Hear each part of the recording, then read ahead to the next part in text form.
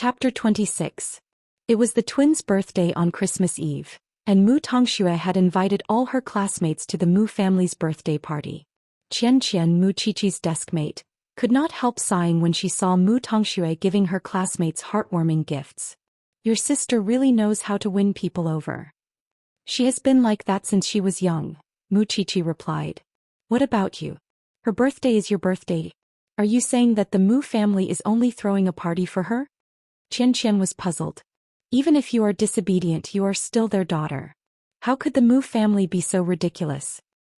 How could we not have sister on our birthday? Mu Tongxue answered as she circled behind them. Mom and Dad miss you very much, but you are stubborn and don't want to come home. Why would you need sister's invitation to celebrate your birthday? Right, sister? Aunt Sipei will celebrate my birthday for me, Mu Qiqi replied. Then how cold would you be? Moreover, Aunt Sipei has agreed to come to our birthday party. Mu Qiqi looked at Mu Tongxue in confusion, but Mu Tongxue seized the chance to hold Mu Qiqi's hand and told her sincerely, Sister, don't be mad at me. Come home with Aunt Sipei on your birthday. Mu Qiqi held Mu Tongshue's hand and walked out of the classroom looking at her seriously. What do you mean? I just want you to come home for your birthday party. We will celebrate your 18th birthday together. Mu Tongxue flung Mu Qiqi's hand away. Moreover, even if you are not a member of the Mu family now, the blood of the Mu family still flows in your veins. You have a duty to protect the honor of the Mu family, and we are twins. If you don't attend the party, what would outsiders say about the Mu family? Mu Qiqi smiled coldly at Mu Tongshue's words. You know very well that I am no longer a member of the Mu family. But outsiders don't. Moreover, sister, whether they think that we mistreated the Mu family's daughter or that you killed grandma, it would not be good for anyone. I think that you should come home. It would be best for both sides. With that, Mu Tongxue turned and took 2 steps forward. Then she said, We'll wait for you to come home on your birthday. Mu Qiqi did not say a word. She returned to the classroom and sat beside her deskmate. Xianxia immediately held her hand and asked, So, are you going back to the Mu family for the birthday party? I don't know. Mu Qiqi shook her head. Since you're the daughter of the Mu family, it's not a big deal for you to go back. How can I argue with my parents for the rest of my life? From Xianxian's point of view, the relationship between Mu Qiqi and the Mu family was just that of a rebellious child running away from home and a parent disappointed in the child. She believed that Mu Qiqi would return to the Mu family sooner or later. Only Mu Qiqi herself knew how much she wanted to cut all ties with the Mu family. From the day she was chased out of the Mu family, Mu Qiqi never thought about returning to that place. Therefore, when they returned to the little mansion in the afternoon, Mu Qiqi quickly asked Su Zipei, Aunt Zipei, did you agree to go to the Mu family? You said that you don't want to have anything to do with the Mu clan. Su Zipei quickly explained, the Mu family called and asked for your cooperation. That way the outside world would publish negative news about the Mu family. Mu Qiqi nodded. They said that and you agreed? Why would I agree, Qiqi? Aunt Sipei had called and asked young Master Xing before making the decision. After all, he had told us to be loyal to the Xing family, and I would never regret it since I've made my choice. Xiao. No, I mean Brother Xiao agreed. Mu Qiqi quickly changed her words. Yes, Qiqi. Young Master Xing is thinking for you. If you don't go and the Mu family spreads the word that you killed grandma, how would you stand in Jianchuan in the future? Mu Qiqi stared at Su Zipei in disbelief before laughing mockingly. Well, the Mu family never shows mercy when it comes to such things. I'll just go, but what if the Mu family threatens me with this again, Aunt Sipei? What should I do then? We'll slowly expose Mu Tongshue's mask of kindness, but before that, you must grow up and graduate safely. Su Zipei told Mu Qiqi. And who said that my Qiqi would be bullied this time? Qiqi is a changed woman now. She's no longer the Qiqi who could be bullied by anyone. I believe that even if you go to the Mu family wouldn't get anything out of it. Su Zipei was aware that Mu Qiqi's counterattack against Mu Tongxue earlier in the day had averted a crisis. Mu Qiqi would never have done such a thing in the past. But now she was really different. She had been reborn under Xing Zhao's tutelage. Mu Qiqi had no other choice.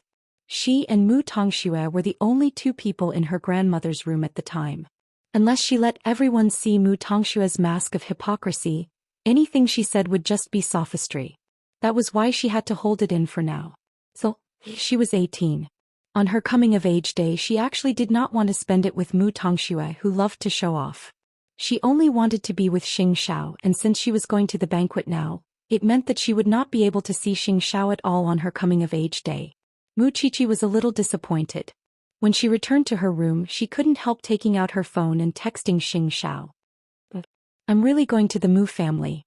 Don't worry, I won't do anything to let you or the Xing family down. On the other hand, Xianxia had just finished his workout. Ignoring the sweat on his body, he sneered when he read the girl's text. You're depressed little girl. Crown Prince, would you do me the honor of having a drink with me tonight? Xianxia. He's working out here too. Xianxia had gotten used to being stared at along the way, but he never replied. Moreover, he was in a hurry to go to the little mansion to see the little one he missed so much. Mu Qiqi waited for Xianxiao's reply, but he did not move at all. But just when Mu Qiqi was about to sleep, she heard the sound of a car parked downstairs. So she quickly got up, put on her pajamas and dashed downstairs. Xianxia parked the car. When he saw Mu Qiqi he said to her, "Are you dog ears? You're so sensitive. Why are you here so late?" Sitting at the front of the sports car, Xianxia crooked a finger at Mu Qiqi and flashed a devilish smile. To see you little one, of course. Chapter 27. Seeing her reaction, Xianxia added, "You wish." Mu Qiqi promptly glared at him. "You've been living in the small mansion for almost 5 months now. In these 5 months you've changed so much. Don't you want to let those who abandoned you see how much you've changed?" Xianxia asked her, folding his arms. Mu Qiqi looked at him hopefully. "Of course I do. Isn't that it? On that day your sister would definitely do everything in her power to show off and embarrass you. When the time comes, they would see with their own eyes how happy and comfortable Mu Qiqi is after leaving the Mu family. Aside from fearing that the Mu family would play tricks, the more important reason I've agreed is the latter. You're the little princess of the Xing family. How could the little princess of the Xing family lose out?" Mu Qiqi didn't know why, but whether it was a mountain of blades or a sea of fire, Xianxiao's words made her yearn for it. In fact, she also wanted to know what kind of expression those people in her family would have when they saw her change. "Jing Yun will come tomorrow to arrange everything for you to attend the banquet. And I'll have him keep an eye out for gifts from the Mu family in the next 2 days. We'll snatch whatever they buy, and as long as it's for Mu Tongxue, I'll take it all for you." Mu Qiqi's heart warmed into an ocean at Xianxiao's words. After all, Xianxia was the only one in this world who would snatch things for her. Mu Qiqi looked at him with teary eyes. "I'm suddenly looking forward to it. Go to sleep." Xianxia nudged her head. "You still have school tomorrow. What about you? Why do you care?" Mu Qiqi reluctantly entered the mansion's main gates as she stared at Xianxiao's meaningful eyes. It was clearly cold outside, but, Xiao, what is it? Xianxia was not surprised by Mu Qiqi's shout at all. Instead he turned to look at her and asked, "It's my 18th birthday. Although I really want the Mu family to see how much I've changed, I'd rather be with you. Of course, I know you're busy every day, but I really want to see you. If I go to the Mu family, I won't be able to celebrate your birthday with you. But it doesn't matter. The next day is Christmas. Can you spend Christmas with me? There's a company event on Christmas. After all, they were a diamond family. How could Huang Yao miss such a big holiday like Christmas? Oh, then I'll go in and sleep." Mu Qiqi was very disappointed. She turned around and closed the door, not letting Xianxia see her sadness. Was she being too whimsical? Why did he have to daydream like this? Xianxia was already good enough to her. She couldn't be so ungrateful. Xianxia watched as Mu Qiqi left in a hurry. In fact, he could already see the anticipation in her eyes. For girls, birthdays, Christmas, or any other festival was a good opportunity to get close to the person they liked. Xianxia did not say much and simply gave Jing Yun a call on the way home. "Keep an eye on the Mu family's movements over the next few days, and help me snatch a few things." Mu Tongxue certainly wanted to shine on the night of her coming of age and gain everyone's envious gazes. She especially wanted to humiliate Mu Qiqi. Since young, Mu Qiqi would always get beaten up on their birthdays for causing trouble on that day. She could receive gifts from her friends and family, but Mu Qiqi could only receive criticism and education. This time Mu Qiqi would not have a better ending. After all, she was no longer a member of the Mu family, and her parents would not spend any effort on her. That was why a battle gown was a must.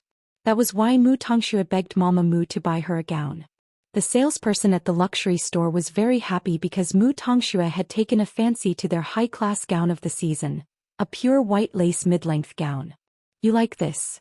Mama Mu saw that Mu Tongxue looked very beautiful in it, and promptly decided to buy it for her daughter. Mu Tongxue nodded. It was the gown she was most satisfied with so far. However, when Mama Mu went to the counter with her handbag to pay for the gown, she heard the store manager say apologetically, "I'm sorry, madam. The gown your daughter tried on just now had already been bought by someone else. We made a mistake and didn't take it off. You don't have anything else?" "I'm sorry. That's the only one in the world. All our gowns are unique," the store manager explained. "Why don't you try something else?" "Forget it." Mama Mu turned and walked to Mu Tongxue, telling her what the store manager said. "Don't be angry, dear. Why don't we go home and get a designer to custom make it for you?" "I'm not angry, Mommy. Why don't I wear something from home?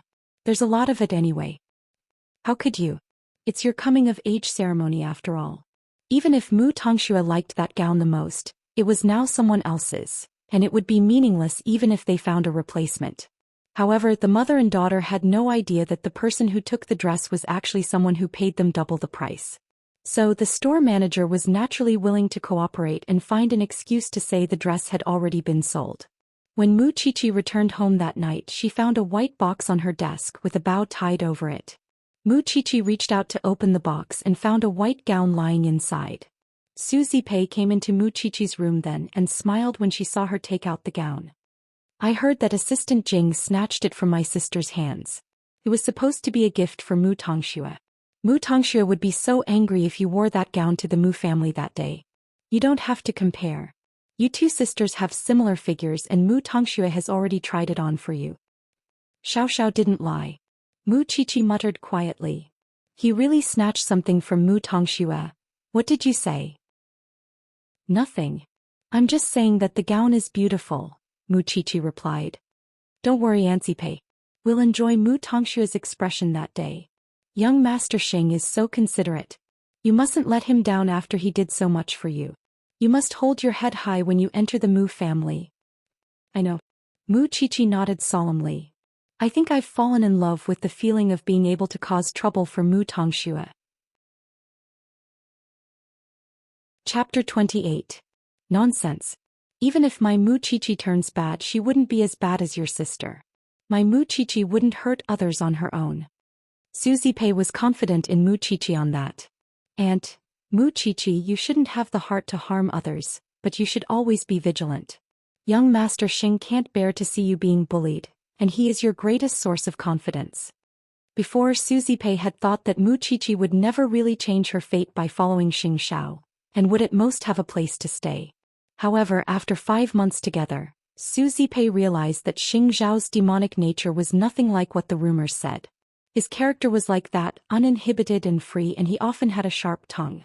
Even so, he would never say a word to Mu Qiqi. He really did it, and Mu Qiqi would have everything he had. That alone was enough for Su Zipei to be completely loyal to Xianxia. Even if it wasn't for Mu Qiqi, she would go through fire and water for Xianxia. On the day before her birthday, the results of the national math competition were out. Mu Qiqi had won first place in the high school category with full marks. It was inconceivable that a girl could learn math so well. It also dispelled the rumors that Mu Qiqi's results were plagiarized once more, and the students of Eton were now convinced of Mu Qiqi's results. Even if Van Gogh's students came to mock her, they would retaliate on their own. It was because Van Gogh did not teach students according to their aptitude that a young genius like Mu Qiqi would be buried. Eton was different, however. They had unearthed Mu Qiqi's brilliance, which was why Eton was a higher school than Van Gogh. Van Gogh's students had nothing to say in response, since none of them expected Mu Qiqi to be so smart. When the results were announced, the teacher deliberately praised Mu Qiqi. "It was the right decision to send you. All of Eton is proud of you now." After all, even if Mu Tongxue had experience in many competitions and obtained countless rankings, she had never gotten first place in any of them. And full marks. Moreover, the teacher was implying that it was fortunate that Mu Tongxue was not sent. The entire class applauded and congratulated Mu Qiqi, which meant that Mu Tongshue's desire to control Mu Qiqi had completely failed. Qiqi, you're really amazing. You're my idol. Xianxia hugged Mu Qiqi exaggeratedly and shook her. You have no idea how much better you are than your scheming sister. Mu Qiqi turned to look at Mu Tongxue before turning back to Xianxia. I'm not comparing myself to her. I'm just comparing myself. Because Xianxia reminded her that the one she should defeat the most was herself. Although Mu Tongxue was unwilling, there was nothing she could do. After leaving the Mu family, Mu Qiqi seemed to have changed into a different person. She was no longer the cowardly Mu Qiqi she used to be. This time she was lucky, but next time she might not be so lucky. Anyway, there was still time. At that thought, Mu Tongxue moved from her seat to Mu Qiqi and congratulated her. You're amazing, sister. I'm proud of you. Thank you, Mu Qiqi replied to Mu Tongxue. Tomorrow is our birthday party. You have to go home early. Mom and Dad miss you. I can only say that I will be there. Mu Qiqi answered seriously. All right, we'll be waiting for you in Anxipei. It was only after Mu Tongxue left that Qianqian asked Mu Qiqi, why do I have the feeling that she's not that kind? Do you think she would bully me now? Mu Qiqi narrowed her eyes at Qianqian. Of course. We're going to the Mu family tomorrow. After all, everyone knew that Mu Qiqi was not on good terms with the Mu family. What would happen if the Mu family ignored Mu Qiqi? Mu Qiqi herself was not worried about that, because she did not really need her parents' love. On the night of the 23rd, Mu Qiqi stared blankly at the little white gift placed on the table. Xianxia had snatched it from Mu Tongxue and she would certainly wear it. Still, she minded it because she had to deal with the Mu family and could not see Xianxia on her birthday. She knew that Xianxia would be very busy with Huang Yao's nationwide event. Still, it was a little secret she kept in her heart. Even if she could only see him once. Huang Yao was currently going through the final confirmation of the event. As the heir of a diamond family, the responsibility Xianxia shouldered was unimaginable, even if he appeared uncontrollable. Young master, everything is ready. But you have to leave for Paris right away, or you won't make it to the product launch. Jing Yun reminded Xianxia, holding the schedule. Xianxia looked at his watch and told Jing Yun, the flight is at 3 in the morning. I'll be at the airport before 2. You go first. But young master, the old man has been discharged. It doesn't matter if I go or not. Xianxia cut him short. I know the gravity of the matter. I understand. Jing Yun nodded. Without another word, Xianxia drove away from Huang Yao's headquarters. However, he did not go back to the Xing family but to the production base instead. Crown Prince, Crown Prince. Young Master Xing. Everyone at the production base was respectful when they saw him. That was when Xianxia found the master designer of Huang Yao and told him, use the best blue diamond this year to make a hair accessory for me. Is it urgent? It's simple. I can finish it in a few hours. Xianxia handed the design to him. All right. Please wait a moment. Xianxia arrived at the production base at 8 and waited for almost 5 hours. When he received the gift, the designer was very tired. Young Master Xing, what you want is for a girl. Today's expenses will be deducted from my personal account. Don't tell anyone that I've been here. Xianxia instructed. Got it. Xianxia took the gift and drove to the small mansion. But it was already 1 in the morning and Mu Qiqi was already asleep. Xianxia could not wake her up, so he used the spare key and left the gift in front of Mu Qiqi's door. He rarely used the spare key because he respected Mu Qiqi and Xianxiao's privacy. It was because he respected Mu Qiqi's privacy, but he could not care about that now. The little one would be happy to see it, wouldn't she? He might even be abroad on Christmas, let alone her birthday. There was no telling how disappointed the little girl would be if he was not there for her coming-of-age ceremony. At that thought, Xianxia was about to turn and leave, but Mu Qiqi got up cautiously when she heard the noise downstairs, thinking that there was a burglar. Chapter 29. Xianxia turned and quickly asked when he saw Mu Qiqi. Why are you awake? It's really you? Mu Qiqi walked up to Xianxia in her pink pajamas, appearing very excited. Why aren't you going in now that you're back? I'm flying to France soon. Xianxia told her even as he put on his black gloves. Oh, when are you coming back? I'm not sure. Xianxia replied. Mu Qiqi lowered her head to hide her disappointed look before looking up again. Then hurry up and leave. Did you see anything at the door? Xianxia returned to the living room and asked her since he had been discovered.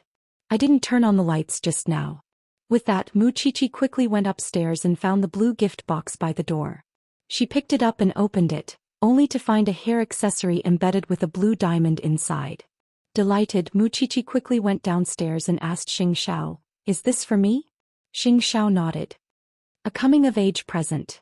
Mu Qiqi understood then. He had come to give her a coming-of-age present before he left. Mu Qiqi felt an impulse when she saw the sparkling diamond hair accessory. She did not just think about it. She simply got close to Xianxia, tiptoed and kissed his cheek softly. Xianxia froze while Mu Qiqi's heart was pounding. Perhaps afraid that Xianxia would get angry, Mu Qiqi quickly turned and hurried upstairs with the present. Be careful on the road. I'm going back to sleep. Xianxia reached out to touch the spot where Mu Qiqi had kissed him.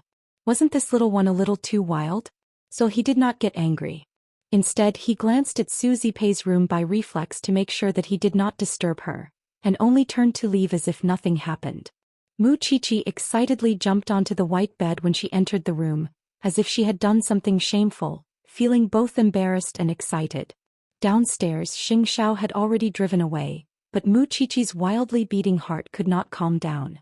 Then she hid under the blanket and opened the gift box again, taking out the hair accessory and holding it in her palm.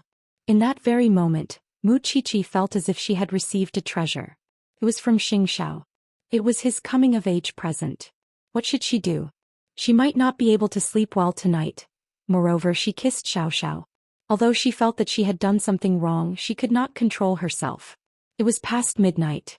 She was 18 years old. She was an adult now. Could she like someone else now? In fact, it wasn't just Mu Qiqi. Even Xianxia was reminiscing the kiss on his cheek on the way to the airport. It was not like an adult's kiss at all. It was filled with desire. Mu Qiqi's kiss was unbelievably gentle. Of course, it was also unbelievably intimate. As for him, instead of stopping them, they fell into the trap. His first reaction after being kissed was to hide it from others, especially Su Zipei. He wanted to treasure Mu Qiqi's love. Soon Xianxia arrived at the airport. Jing Yun told him that he was waiting in the VIP lounge. Jing Yun took the ticket and said, "Young master, it's time to go through the security check." He suddenly remembered what Mu Qiqi had asked him. When would he be back? Xianxia thought for a moment, put on his gloves again and turned to leave the airport. "Young master, where are you going?" "Go home and sleep. But there's the product launch in France tomorrow. The old man is already there. It's not that important whether I go or not. Moreover, I've been busy for so long. I want to give myself a break." Jing Yun was taken aback. But he was used to it. Xing Zhao's temperament was unpredictable. No one could force him to do something he didn't want to do. With that, Xing Zhao left the airport. Although Jing Yun was helpless, he was not surprised. He gave Papa Sheng a call and reported the situation. Papa Sheng snorted coldly on the other end. "I knew he was like this. It's fine if he doesn't come. Jing Yun, prepare well." "Yes, master." Jing Yun replied. Mu Qiqi did not know that Xianxia did not leave Jianchuan. She went to school the next morning, but Su Zipei asked her during breakfast, "Did you hear anything in the middle of the night?" Mu Qiqi's heart skipped a beat. But she still answered calmly, "Aunt, did you hear it wrong? Forget it. Why would I ask you? It's your birthday today. I've made something delicious for you. Bring it to school later." "Thank you, Aunt Zipei." Afraid that Su Zipei would question her about last night, Mu Qiqi quickly left after breakfast. After all, she realized that she must not let anyone know that she liked Xianxia. Otherwise, her aunt would be the first to disagree. She was only 18 while Xianxia was 26. Moreover, they were practically adopted. In Su Zipei's heart, Xianxia was Mu Qiqi's older brother. There was nothing else. How could she know that Mu Qiqi had so many thoughts about Xianxia? Mu Qiqi reminded herself that even if she really liked Xianxia, she must hide it carefully for him and for herself. Otherwise, she could foresee that she and her aunt would not be able to stay in the Xing family if this matter was exposed. She must keep her diary even more carefully. When she reached school, Mu Tongxue was already telling her classmates about the time for the party. Of course, she would remind Mu Qiqi as well. "Sister will be at home at 6:30. See you there." "Aunt Zipei is coming too." Mu Qiqi snorted coldly at Mu Tongxue. She might not be able to enjoy her glory tonight if she was so smug now. When Mu Qiqi returned home after school, she found that Su Zipei was completely unprepared. "Aren't you coming, Aunt Zipei?" Mu Qiqi asked her in confusion. "I have other things to do, so I won't be going. Moreover, I'll only embarrass you if I go. You can just go." Su Zipei smiled. "I'll make you a cake at home and wait for you to come home to celebrate." "But, I believe in you. You can handle it now. You're an adult now. No one can force you to do anything you don't want to do." Su Zipei handed the gown to Mu Qiqi. "Put it on. I'll help you dress up." Mu Qiqi nodded. Mu Qiqi simply did not expect that Su Zipei was preparing a surprise for her. Since it was a coming-of-age ceremony, she certainly could not simply miss it. As her aunt, she had no other ability but to try her best to make her niece happy. Mu Qiqi nodded and did not force Su Zipei. She simply took the dress to her room and put it on. Now she was the young lady of the Sheng family and not the Mu family. Chapter 30. The Mu family had decorated the mansion lavishly so that Mu Tongxue could entertain her classmates in style. The decorations were all exquisite and expensive, and it looked like a pink princess's castle. Mu Tongxue's dress for the evening was a pale pink one-shoulder gown, making her look noble and imposing like a princess from a medieval fairy tale. Her classmates arrived one after another, bringing the presents they had chosen. Even Mu Qiqi's deskmate Xianxia was there, but Mu Qiqi was nowhere to be seen. Strangely, Mama Mu appeared kind and the servants of the Mu family were easygoing. It was hard to imagine that Mu Qiqi would be treated differently in this family. Mu Tongxue was the center of attention. She was beautiful and elegant among her classmates and was certainly eye-catching. "Tongxue, you're so beautiful tonight. Tongxue, why is your figure so good?" Girls would always talk about such things after class, especially those from prestigious families, who would always talk about international superstars. Mu Tongxue was delighted, but that was when Mama Mu tugged her aside and asked, "Where's your sister? Why isn't she here yet?" "Mommy, I don't know if she's coming." Mu Tongxue told Mama Mu that, because she believed that Mu Qiqi would not dare to come and humiliate herself. After all, was there any place for her in the Mu family now? It's already so late. Why is she still the same as before when she's gone somewhere else? She doesn't seem to have any manners at all. Mu Tongxue chuckled softly and acted coquettishly in front of Mama Mu. "Mommy, you can't blame her. After all, she's alone outside now. Her guardianship has been taken away. Strictly speaking, she's not my daughter anymore. I invited her to my birthday party out of goodwill and she's still putting on airs? Mommy, don't be upset because of an outsider." Everyone was looking for Mu Qiqi, but she was nowhere to be found.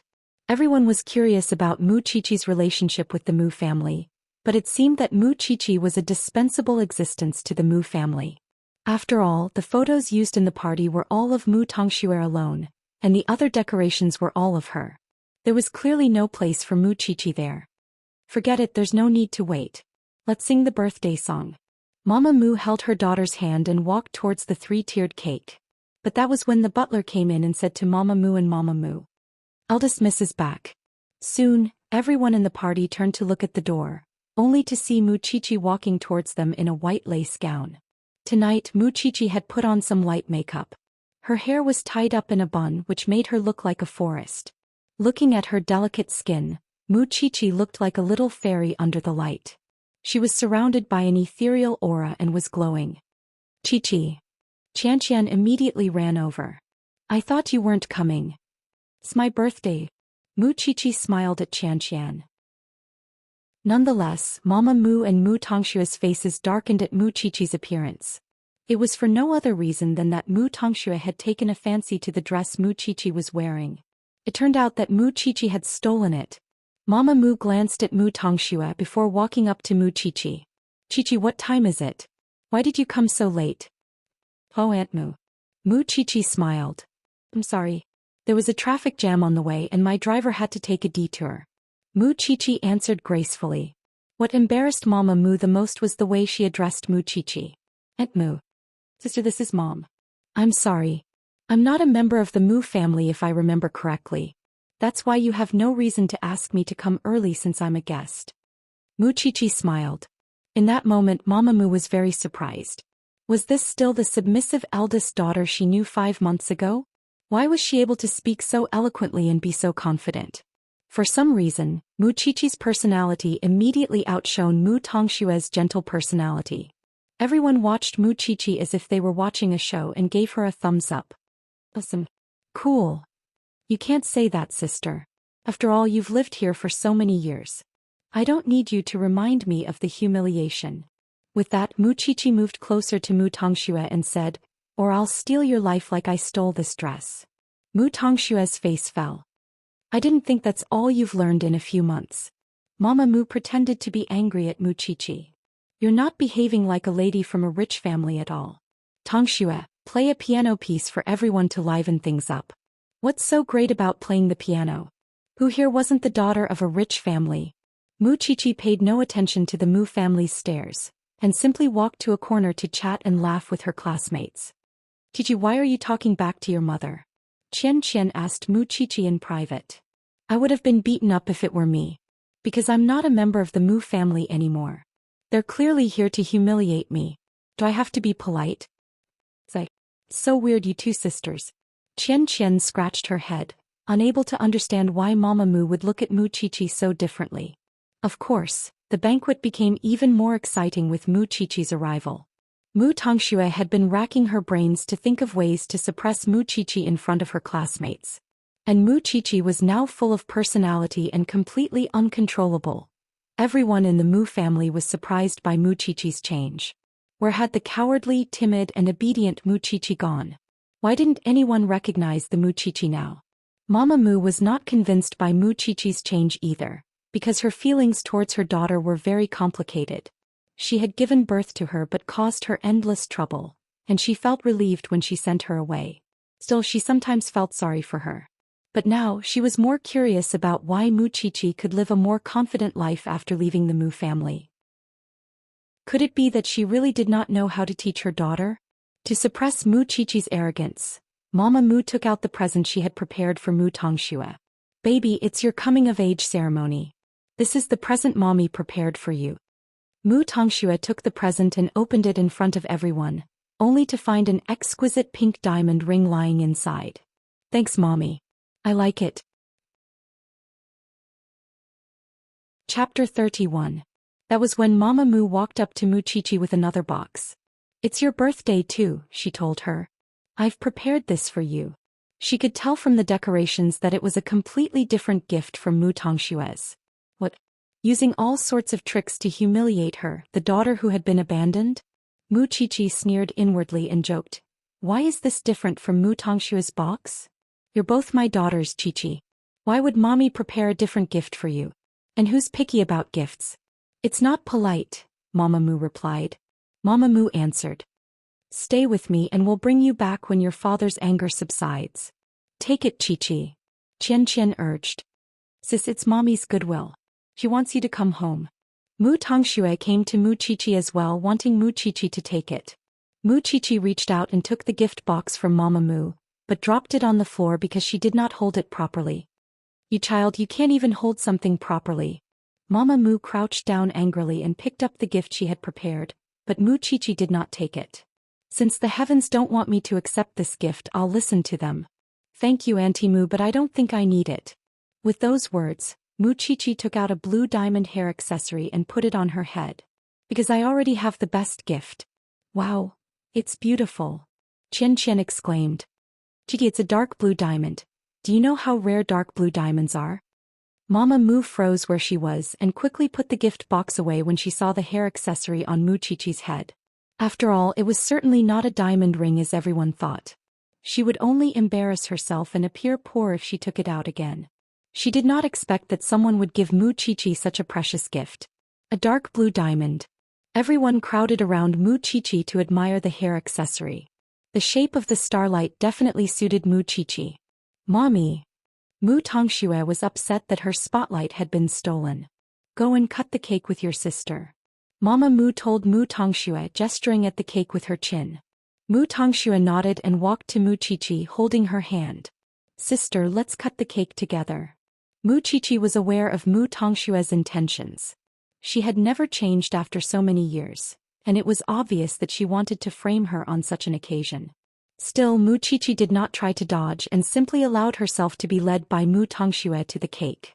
Sister, although you've left the Mujiao, you still can't escape the fate of being framed by me.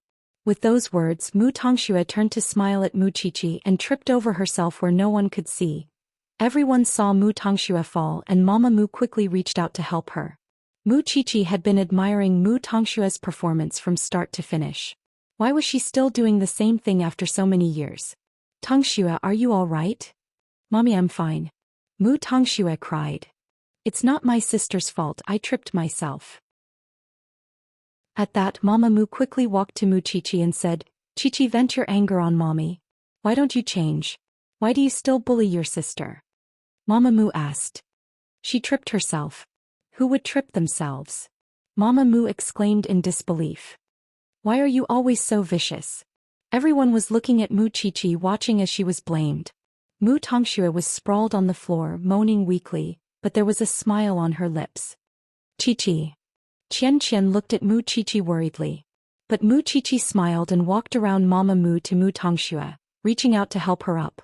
Why were you so careless? Sister. Mu Tongxue called out meekly. I don't blame you, really. Mu Qiqi blinked mischievously as she held Mu Tongxue, and promptly shoved Mu Tongxue onto the three-tiered cake. Everyone watched as Mu Tongxue fell awkwardly into the cake, instantly turning into a cake person. It was a very comical sight. Since you said I tripped you, I might as well push you down. Wouldn't I be bearing the blame for nothing? Everyone stared at Mu Qiqi in disbelief, not expecting that she would actually do such a thing. Xianxia, who was watching in a corner, felt relieved. That was how one should deal with such a drama queen. Mu Qiqi. Mama Mu quickly helped Mu Tongxue up, only to find that Mu Tongxue was crying and running away from everyone. In a fit of rage, Mama Mu raised her hand to slap Mu Qiqi, but Mu Qiqi caught her wrist. And I'm already an adult. Are you still going to hit me? Aren't you afraid that I'll tell my guardian? No one can say anything if I hit my daughter. Your daughter? Mu Qiqi smiled coldly and snatched the gift box from Mama Mu's hand, opening it in front of everyone to find a pearl necklace that did not look very valuable. Your youngest daughter is a diamond. Why is it a pearl when it's mine? How biased. That's right. They're both daughters. Why is there such a huge difference in treatment? The guests were all looking at Mama Mu in confusion. This is a family matter. Please don't pay too much attention to it. Mama Mu quickly told everyone. It's not like we've wronged her. She knows very well why it's like this. It doesn't matter if it's clear or not. Thank you for your hospitality tonight, Aunt. I think it was very interesting. There's nothing fun to do now that the cake is ruined. My aunt is still waiting for me to eat at home, so I'll be going. With those words, Mu Qiqi turned with a smile, her back neither servile nor overbearing, completely unlike the Mu Qiqi who could be humiliated by anyone before. Happy birthday, Tongxue. I'm going too. With those words, Xianxia ran after her. Every guest watched as Mu Qiqi left. Now that the party had been ruined, it would be awkward if it continued. That was why everyone else found an excuse to leave as well. Mama Mu's face was unusually dark. Everything that happened today was beyond her expectations. The guests are gone. Aren't you going to clean up? I'm going upstairs to check on Tongxue. The servants immediately cleaned up. Outside the villa, Xianxia saw Mu Qiqi take out a note from her little backpack and burst into laughter. I was wondering why you were so mighty at night. But you actually rehearsed for yourself beforehand? Mu Qiqi smiled. That family is like a pack of wolves and tigers. I wouldn't have dared to go up if I didn't watch some gangster movies to get myself some lines. Mu Qiqi replied. You're awesome. Xianxia burst into laughter. Chapter 32. It couldn't be better. Xianxia gave her a thumbs up and whispered to Mu Qiqi, I even took an embarrassing photo of your sister falling into the cake. I'll send it to you when I'm done. Mu Qiqi hugged Xianxia and urged her, hurry home. So cold. It's worth the cold to watch such an interesting show. With that, Xianxia got into her chauffeur's car, winking at Mu Qiqi before she left.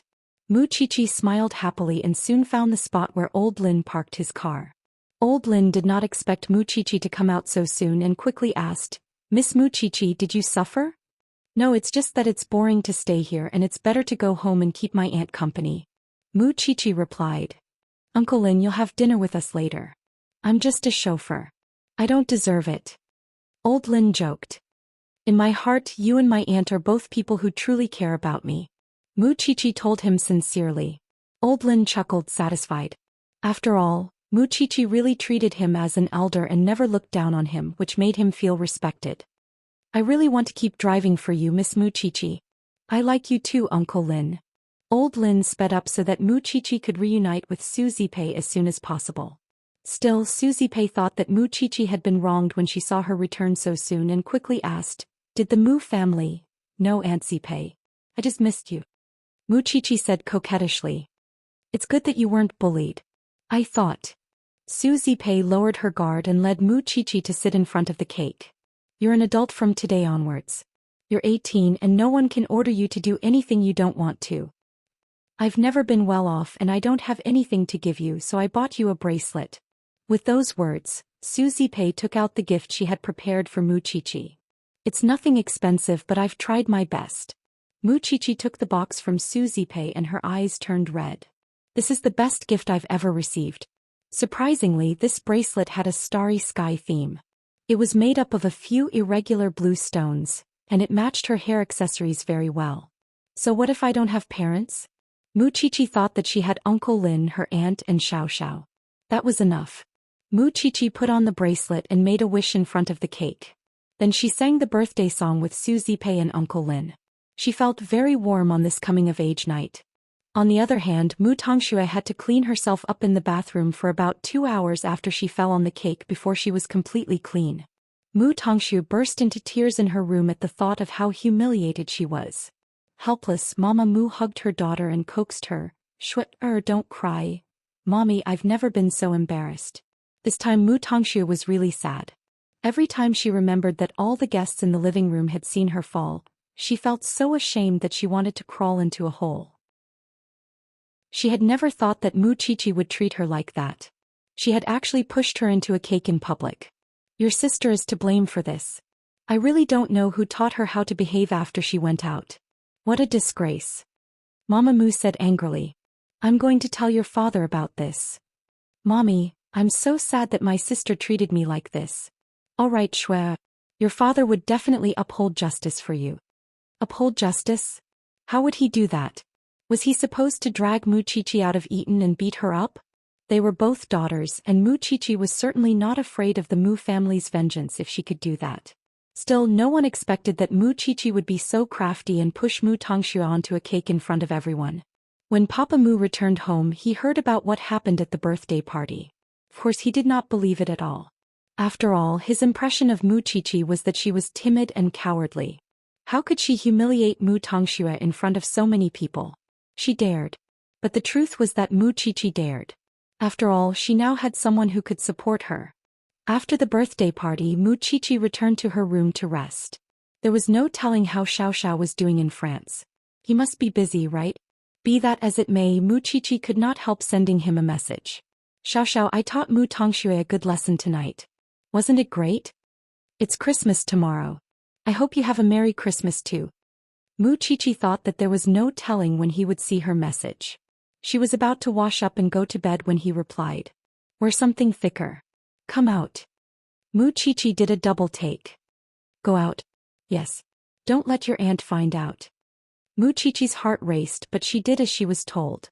She put on a thick padded jacket and sneaked out of the house when Suzy Pei returned to her room. Mu Chichi looked around when she reached the little garden outside the mansion, but did not find Xianxia. But just as she was about to call him, a big hand reached out from the darkness and pulled Mu Chichi into his sports car. "Aren't you in France?" Mu Chichi asked in delight when she saw Xianxia. "I suddenly don't feel like going." Xianxia drove away from the little mansion with Mu Chichi. "Where are we going?"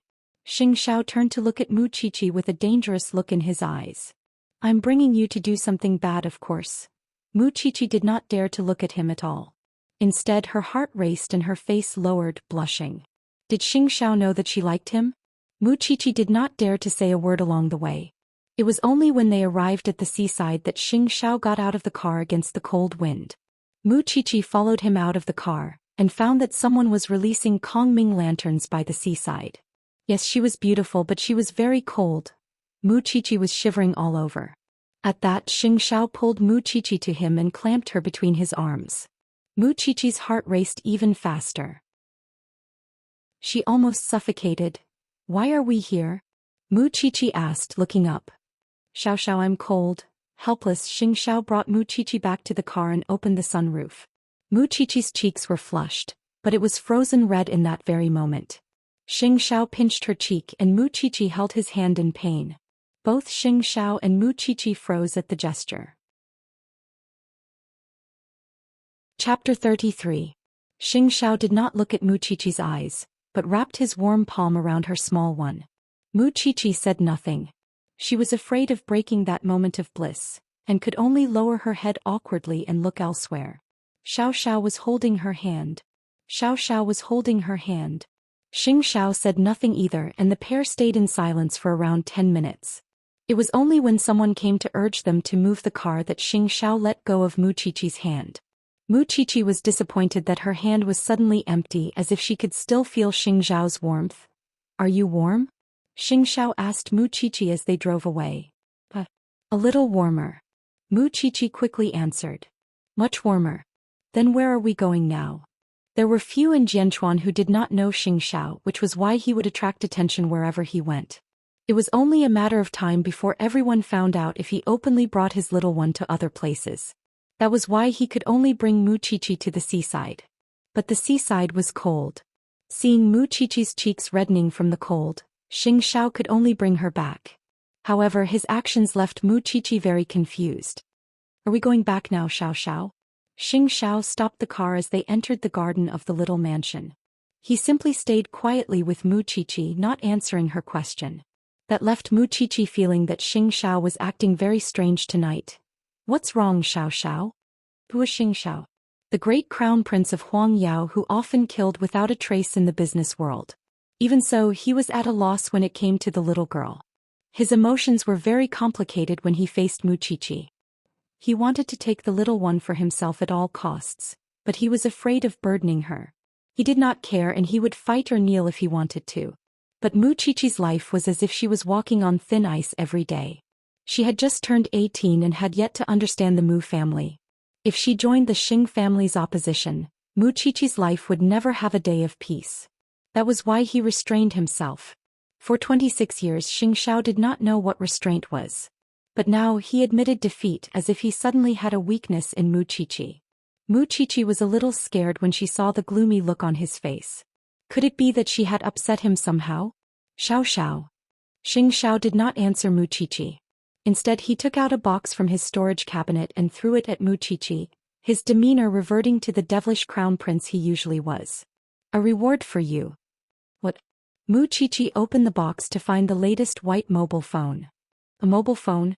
Replace your outdated phone that can only send text messages," Xianxia ordered. "I've already saved his phone number for you." Mu Qiqi nodded and held the phone in her arms. "I understand, Xiao. Go back, your aunt will look for you later." Xianxia reminded himself to stay calm. He had to restrain himself no matter how much he wanted to be with Mu Qiqi. Mu Qiqi nodded. She was a little disappointed, but she was very obedient. Mu Qiqi really thought that Xianxia would bring her to do something bad. In fact, she knew that Xianxia would not, but she was secretly anticipating it. Then Mu Qiqi turned and opened the car door, but that was when she turned and asked Xianxia, "Xiao, it's a little pretentious for me to say this, but I still have to say it. You're the reason why I'm a new me. Thank you for giving me a second life." "You're so long-winded," Xianxia said impatiently. Mu Qiqi smiled and went with the flow to lean on Xianxiao's shoulder tentatively. Xianxia tried to push her head away by reflex, but did not push her too far. Satisfied, Mu Qiqi paused for a long time before saying, "Good night, Xiao." Xianxia grunted coldly and drove away after putting Mu Qiqi down. Did Mu Qiqi know that this was an interaction only between lovers would have? Mu Qiqi knew nothing and had never been in a relationship. All she wanted was to get closer to Xianxia just a little. She was really satisfied with this coming-of-age night. Watching as Xianxiao's car drove away, Mu Qiqi tiptoed back to her room and wrote down everything that happened that night in her diary. Of course, for safety reasons, Mu Qiqi did not write anyone else's name in her diary, and always used he or she. Mu Qiqi simply lay on her bed when she remembered that Xianxia had held her hand that night, kicking her legs in joy. Her feelings for Xianxia seemed to have taken root through one incident after another. That is, she must not let her aunt find out. Otherwise, she was afraid that she would never be able to keep liking Xianxia. When he got home, Xianxia desperately splashed cold water over his head, because he realized that he was not the usual wanton Xianxia. Why was that? Why would he have such strange feelings for a little girl? He was used to seeing beauties of all shapes and sizes, and it was not as if he had never had physical contact. But why was it that holding the little one's hand would make him so excited? Was that what he meant by liking her? Even so, the little one was still so small. To calm himself, Xianxia stood under the shower head and drenched himself with cold water. Perhaps he really wanted to understand what kind of feelings he had for Mu Qiqi. The next day, all of Jianchuan was shrouded in the Christmas spirit. Mu Qiqi went to school as usual, but found that Mu Tongxue had asked for leave due to illness when she arrived.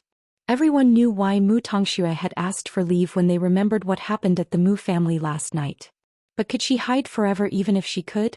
Was there a need to be secretive when she was already lost? Qian deliberately showed Mu Qiqi the photo in her phone. "I'm dying of laughter." Mu Qiqi laughed as well. She did not expect that Mu Tongxue was quite photogenic. Still, their happiness did not last long before they were called into the teacher's office. Mu Qiqi did not know why, until she saw Papa Mu in the office. Mu Qiqi froze. This was the person she was most afraid of in the Mujia, and also the person she hated the most. After 5 months they finally met. "Qiqi, your father seems to have something to tell you personally." Mu Qiqi's palms were sweating. After all, Papa Mu had pressured her immensely. Even if she had Xing Zhao's support now, she felt conflicted whenever she remembered how Papa Mu had punished her. "I wonder what Uncle Mu wants from me." Chapter 34. Frame. Kindness. Although Mu Qiqi was used to those words coming out of her father's mouth, she still found it rather embarrassing in front of her teacher. However, she was no longer a member of the Mu family. Even if she had that man's blood flowing in her veins, legally speaking, her custody was no longer in the hands of that man. Moreover, she had just become an adult yesterday. So why should she be afraid? Why should she be afraid? At that thought, Mu Qiqi looked up at Papa Mu. "I'm sorry, Uncle Mu. Mu Tongxue tripped herself on purpose to frame me. That's why I pushed her. If you want to blame someone, you should blame your precious daughter, not me." Papa Mu could not hold back his anger at Mu Qiqi's firm words. He was about to slap Mu Qiqi, but the teacher stopped him. "Parent, this is a school. Teacher, let him do it. There are cameras here anyway, and I'll let him see my lawyer." Mu Qiqi said directly. Papa Mu stared at Mu Qiqi in disbelief. He did not expect that she had become so crafty in just a few months. "How did your sponsor teach you? Where's your sense of propriety?" "I don't have propriety, but it's better than someone who can't differentiate between humans and animals."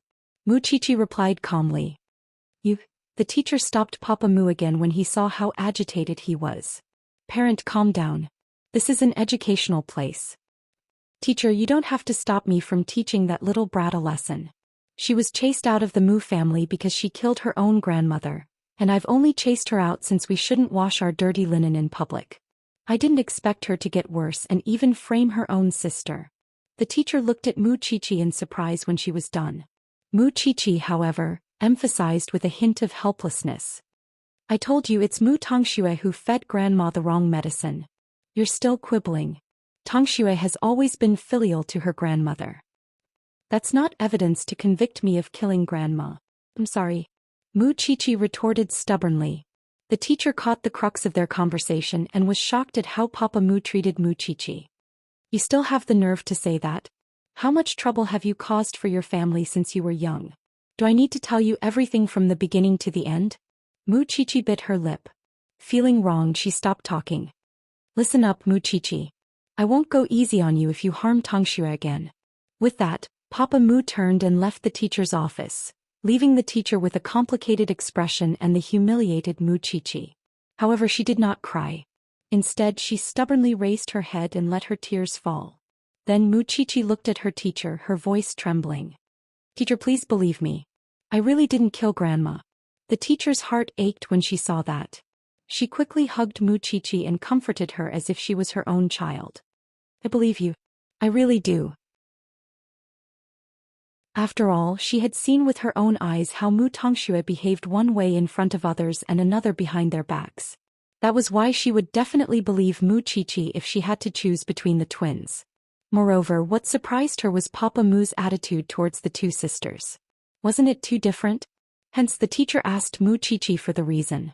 As if she had found a second mother, Mu Qiqi told her everything she had been through over the years, including how she was chased out of the house and sold off by her uncle. Her teacher was silent for a long time after she was done, before adjusting her glasses and comforting her. Qiqi, humans are born as blank sheets of paper, and it's instinct to make choices and reactions that start with them. That's why there's no such thing as kindness in this world. All kindness is bestowed upon us by our environment and moral standards. There are also some people who are born to be actors and have a very strong acting personality. There are even some who know how to do evil from birth. Haven't we seen it all in the news? Children of a few years old strangling their neighbor's baby, or girls of a few years old purposely abandoning their stepmother's child. Those are all facts. That's not unusual. You just happen to meet a younger sister who's so good at acting. Twins would fight for attention even when they're in the womb. That's why you have to face the problem. It's not your fault, understand? Mu Qiqi nodded.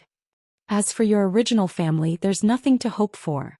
Rich families probably only care about profit. You're an adult now, and all I can say is that you've met a great sponsor. You're great too, and you must hold your head high in the future. It's fine, okay? In fact, Mu Qiqi understood all that. She just hoped that her teacher would believe her. Don't worry and go to class. I'll keep it a secret. Mu Qiqi nodded and bowed deeply to her teacher in gratitude. As for the Mu family, she had completely given up on them. From now on, she would never give in to the Mu family. At least, Papa Mu's days of beating and scolding as he pleased were over. When they returned to class, Xianxia quickly asked Mu Qiqi, "Did you get scolded by your teacher?" "No." Mu Qiqi shook her head. "She's very good to me. But you've been gone for so long. I was so worried." Mu Qiqi no longer expected Mu Tongxue to change. After all, she never had a conscience. As for her parents, it was as her teacher had said, let them go with the wind and pretend that she was born out of a rock. That was fine. When they got home that night, Mu Qiqi told Zhou Xian about her encounter with Papa Mu in school. Zhou Xian was almost in tears when she heard about it. "I've never seen such an animal, father." Aunt Xipe, taking a deep breath, Zhou Xian waved her off. "You're fine now. Just pretend that the family is dead." Mu Qiqi nodded and helped Zhou Xian. They were about to eat when Xianxia strutted into the living room and took a seat at the dining table. Mu Qiqi blushed when she saw Xianxia. She remembered how they held hands last night. She could still feel his warmth on her palm. "Young Master Xing, you're not going out with anyone for Christmas today?" Zhou Xian asked, adding an extra pair of chopsticks. "It's too noisy outside. It's quieter here." With that, Xianxia picked up the chopsticks and started eating without holding back. "Why don't you have a girlfriend?" Zhou Xian asked. "You're in your prime at your age." Xianxia glanced at Mu Qiqi by reflex, only to find that she was lowering her head, almost burying her face in her bowl. "I'm looking." Xianxia simply answered Zhou Xian. "Qiqi and I will bless you when you find one."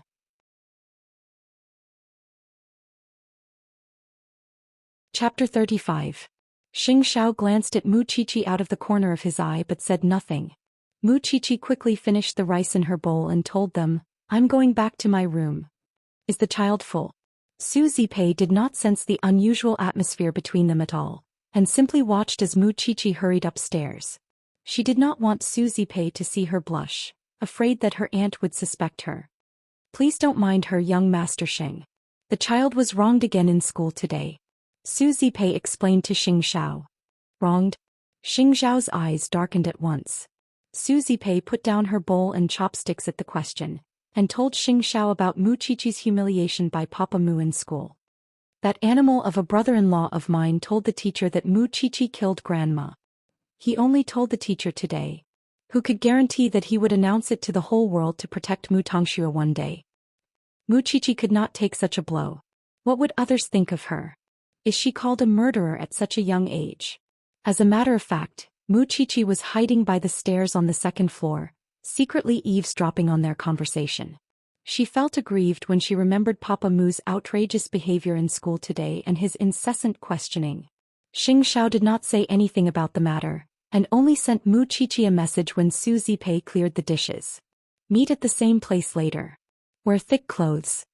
Mu Qiqi wiped away her tears when she read the message, and quickly returned to her room to change into warm clothes. What if Xianxia brought her to the beach again? Late into the night, when Su Zipei returned to her room to rest, Mu Qiqi tiptoed out the door and sprinted to where Xianxia was at the speed of a 100-meter sprint. Xianxia had switched to an inconspicuous black car, and brought Mu Qiqi to the revolving restaurant in front of the amusement park. There was a Christmas atmosphere everywhere in Jianchuan at the moment, especially the huge Christmas tree in front of the amusement park.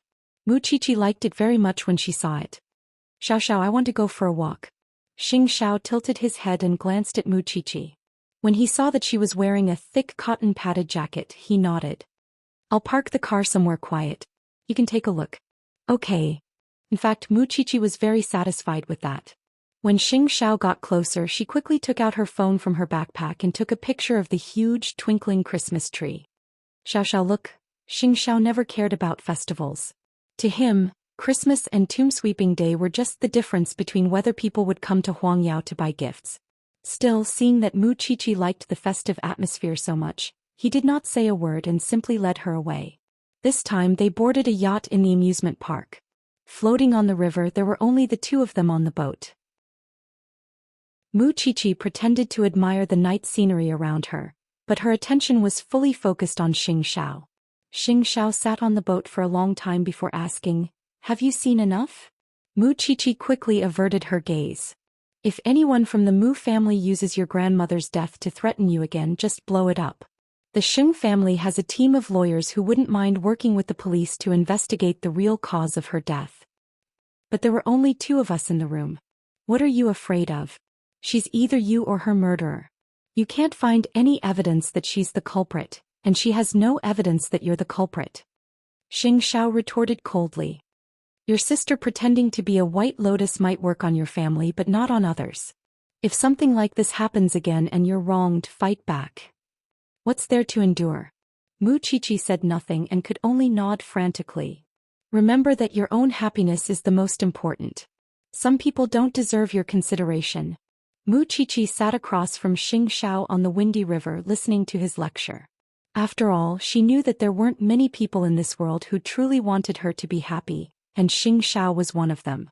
Then Xianxia put his arm around Mu Qiqi's shoulder and let her lean on him. It appeared to be a gesture to protect her from falling into the river, but for Mu Qiqi, any chance to be near Xianxia made her extraordinarily happy. Did Xianxia do that because he liked her too? Of course, Mu Qiqi didn't dare to ask, but she was already pleasantly surprised. And because of Xianxia's love, Mu Qiqi became bolder and bolder. You changed your car? My car is in the garage again. Xianxia answered nonchalantly, but his handsome face was so handsome that it angered even the gods. Xiao, my hands are cold. Xianxia said nothing and simply took out a pair of red Christmas gloves from his pocket and threw it to Mu Qiqi. I got it from Huang Yao's event today. Mu Qiqi felt sweetness in her heart. She felt that Xianxia was giving her more and more things, while she hadn't given him anything yet. She couldn't afford anything expensive. Xiao, I haven't prepared a Christmas present for you. Xianxia sneered at that. I can even afford you. What do you think I lack? That's different. Mu Qiqi thought to herself that she would definitely give Xianxia a proper present. The time on the cruise seemed long, but it was actually very short. After all, Xianxia couldn't let Mu Qiqi stay outside for too long. Coming out to play was already a gesture. So, after they disembarked, they got into the car and returned to the small mansion. At that moment, Mu Qiqi had eyes for no one but the man she had a crush on, and liked him a little more every day. Soon they arrived at the small mansion and Mu Qiqi reluctantly got out of Xianxia's car, quietly opened the door and went back to her room. Xianxia was waiting downstairs and only left after she turned off the lights. But, when he got out of the car, he was attracted by the stationery and notebooks that were scattered beside the passenger seat. It must have slipped out of Mu Qiqi's bag when she took out her phone. Xianxia picked up the notebook and the stationery, put them on the desk in his room, and went straight to the bathroom to wash up. When he came out with a towel wrapped around him, he returned to the desk and picked up Muqiqi's brown notebook. The little one actually had the habit of keeping a diary. Holding the notebook, Xianxia lay down on the bed and switched on the bedside lamp. Chapter 36. Under the nightlight, Xianxia opened Muqiqi's diary. In fact, he was very nervous. As the crown prince of Huangyao, he had never bothered to do what he thought was a lowly thing. But this diary was different. A diary was a person's most private matter, just as it could record a person's darkness and malice. Hence, Xianxia promptly flipped to the last page of the diary, not reading a single word before that. The last thing Muqiqi recorded was the time they held hands at the seaside. In that very moment, everything that was on Muqiqi's mind was exposed to Xianxia, and he was even more certain of the little one's feelings. He liked him a lot. That others might not understand, but he would never not understand. It was something they had experienced together, and he would never forget that he was not referring to himself unless he was forgetful.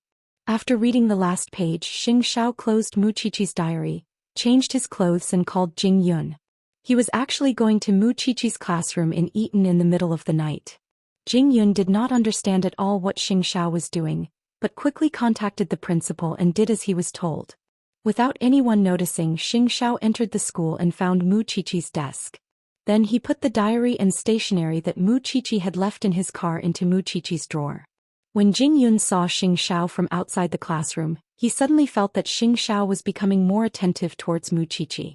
He had personally come here in the middle of the night just to put Muqiqi's diary back on her desk.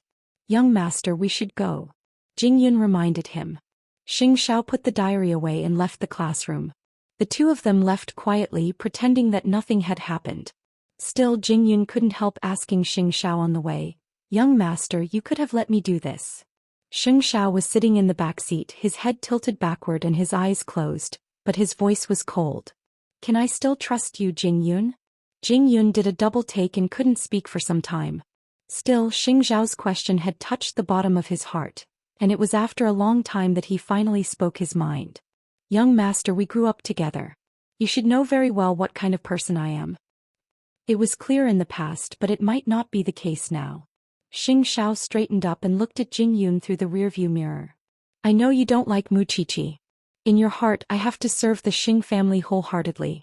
That's why you are loyal to the Xing family, not me.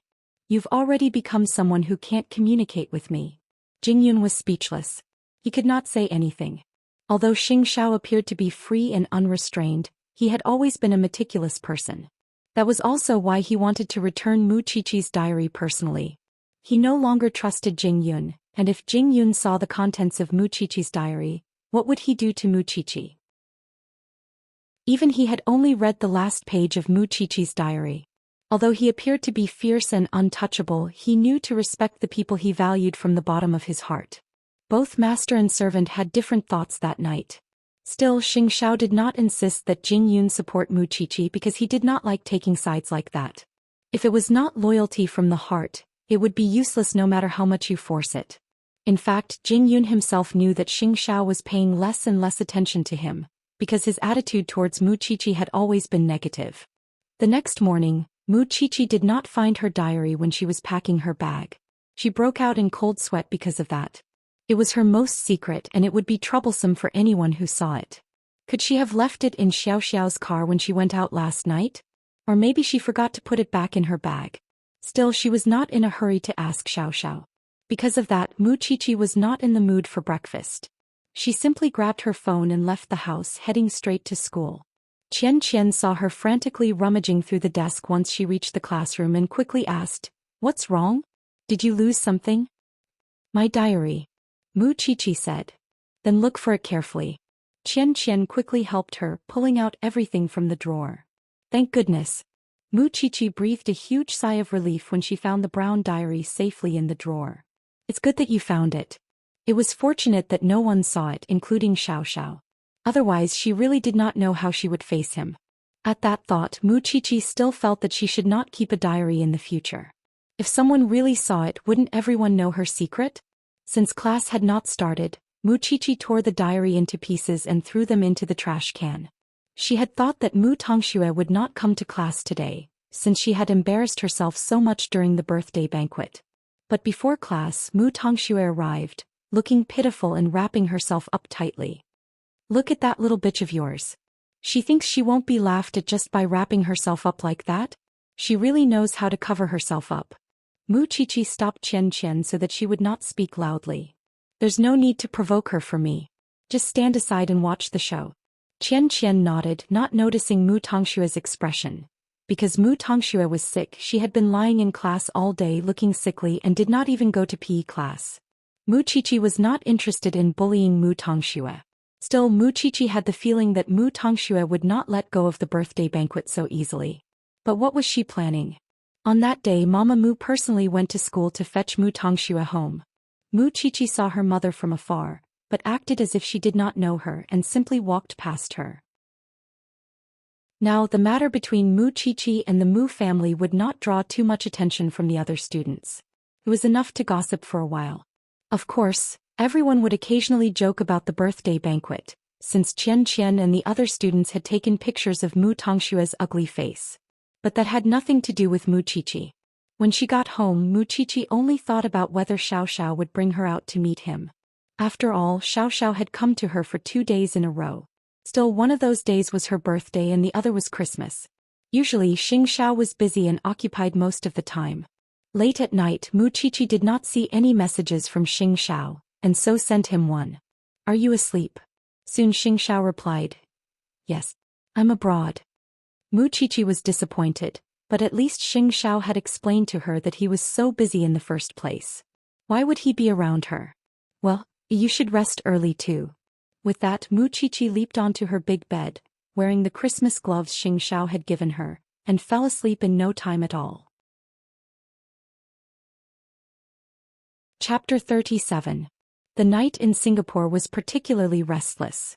Xianxia was there to deal with the counterfeits of Huang Yao diamonds that had appeared in the market. At the moment, he was negotiating with the people here. Knowing that Xianxia was there to cause trouble, the other party gave him whatever he wanted. As a matter of fact, the best celebrities were sent to Xiao's side. The other party could not help smiling when he saw Xiao taking out his phone while he was negotiating. Who is so important that young Master Xing cares so much about them? Xiao gently lifted her chin and smiled wickedly. "Of course it's someone you can't compare to. Why aren't you moving aside since you know?" "Young Master Xing, get lost." Xiao rejected the beauty with a single word. After that, he even had to wipe his fingers with a hot towel from the hotel, as if the woman had a virus on her chin. The other party knew that Xiao was not someone to be trifled with. At the very least, he was famous in the circle for being unmoved by force or persuasion. Since Mr. Xing is in a hurry to hug the beauty, let's cut to the chase. I wonder, is this enough for young Master Xing to turn a blind eye? With those words, the other party took out 2 large boxes filled with cash. Xiao smiled when he opened them. "Didn't you do your homework before coming into contact with me? I like everything except for money." The other party's face darkened at Xiao's words as he puffed on his cigar. "Mr. Xing, do you have any room to negotiate with me?" Xiao asked curiously before rising to his feet. "What a waste of my time. Jingyun, contact the quality control department and send them the photos you took just now." The other party's face turned ashen when he realized that he had been photographed. Meanwhile, Xiao told Jingyun directly, "I'm going back home now." "But young master, it's already midnight. I like it." He had not seen his little one for a whole day. How could he wait until tomorrow? But Jingyun finally told Xiao after contacting him for a while. "Young master, it's stormy weather. There's nothing we can do." Only then did Xiao give up and did not force it. The next morning, Mu Qiqi went to school. After all, she was about to take her college entrance exams and wanted to do well so that she would not disappoint Xiao and her aunt. However, when she walked into the school, she realized that everyone in the school was pointing at her and gossiping about her. "Qiqi, you're finally here." Qian ran to the door, panting. "Go and look at the notice board." Mu Qiqi sped towards the notice board, only to find a large group of people gathered in front of her. On the notice board was the diary she had torn yesterday, pieced together with transparent glue. There were about a dozen of them and nothing big could be seen in them. However, there was a picture of him. It was obvious that there was a him. Mu Qiqi squeezed to the front and tore down all the diaries. Her most private things were plastered on the bulletin board for the entire school to admire. Mu Qiqi's experience is really rich. She likes a man so openly. Is this love? Looks like you have a crush on her. He. Xianxia quickly grabbed Mu Qiqi's hand, only to find that it was cold. Are you all right? Mu Qiqi shook her head and crumpled the diary into a ball. She walked straight to the classroom, and when she saw Mu Tongxue chatting happily with her classmates, she threw the ball of paper at her head. You must have been very busy with yesterday's PE class and last night, right? Sis. Mu Tongxue's tears immediately flowed. It's not me, really. You're the one who fell in love. What does it have to do with Tongxue? Why do you bully your sister for everything? The girl sitting behind Mu Tongxue finally could not help but speak up for her. What does it have to do with you? Mu Qiqi retorted. You don't think you can do whatever you want just because you have good grades. The whole school is laughing at you. Why do you still have the courage to stand here when it's so embarrassing? Mu Qiqi laughed at that and pointed at herself. I'm 18. I'm an adult. Do I need your permission to like someone? Qiqi, don't be angry. Qian quickly held her back. She was afraid that she would beat her up. I'll find her even if I have to dig 3 feet into the ground for such an invasion of privacy. Mu Qiqi, come to the office. The teacher's voice was heard from outside the classroom. The whole class watched as Mu Qiqi was invited into the teacher's office. Qiqi, I know about the diary. Teacher, I didn't delay my studies because I like someone. Mu Qiqi explained to the teacher. Moreover, it's my privacy, but something like this happened between classmates. The teacher adjusted her glasses and nodded. I know you've always worked hard to improve, but this matter has a huge impact. Teacher, I can do anything you want me to, but can you please not tell my parents? Well, you know that I'm abandoned. My aunt is my only family now, and I don't want to see her disappointed. Mu Qiqi understood his feelings and moved him with reason. It was because anyone in the family would feel awkward if they knew about this. Moreover, I didn't do anything wrong. Why should I call my parents? The teacher thought about it for a while and finally said, I want to make it a small matter for you. I can do nothing, but can you stand all those rumors? It was normal for people their age to like someone and who would not have a crush in puberty. The teacher knew that very well. Moreover, the matter itself was a breach of someone's privacy, which was why Mu Qiqi was right. Why should she call her parents? Qiqi, promise me that you'll focus on your studies before you graduate? I promise. Good. Go back to the classroom. Mu Qiqi bowed to the teacher in thanks and turned to return to the classroom. Still, she could hardly control the urge to hit Mu Tongxue now. Are you alright, Qiqi? It's not a big deal. It's just a crush, and it's normal for it to pop up in school from time to time. Qian comforted Mu Qiqi. Wouldn't it be over with just a few words from your parents? Who in my family can invite? Mu Qiqi asked in return. That's true. However, if this matter was really done by your sister, then she must have put in a lot of effort. Mu Qiqi turned to look at Mu Tongxue. Mu Tongxue was looking back at Mu Qiqi. From what Mu Tongxue could tell, Mu Qiqi's records were all about men. But as far as she knew, Mu Qiqi had a chauffeur aside from her aunt, a small mansion. Who was she in contact with? The matter was getting more and more interesting. Chapter 38.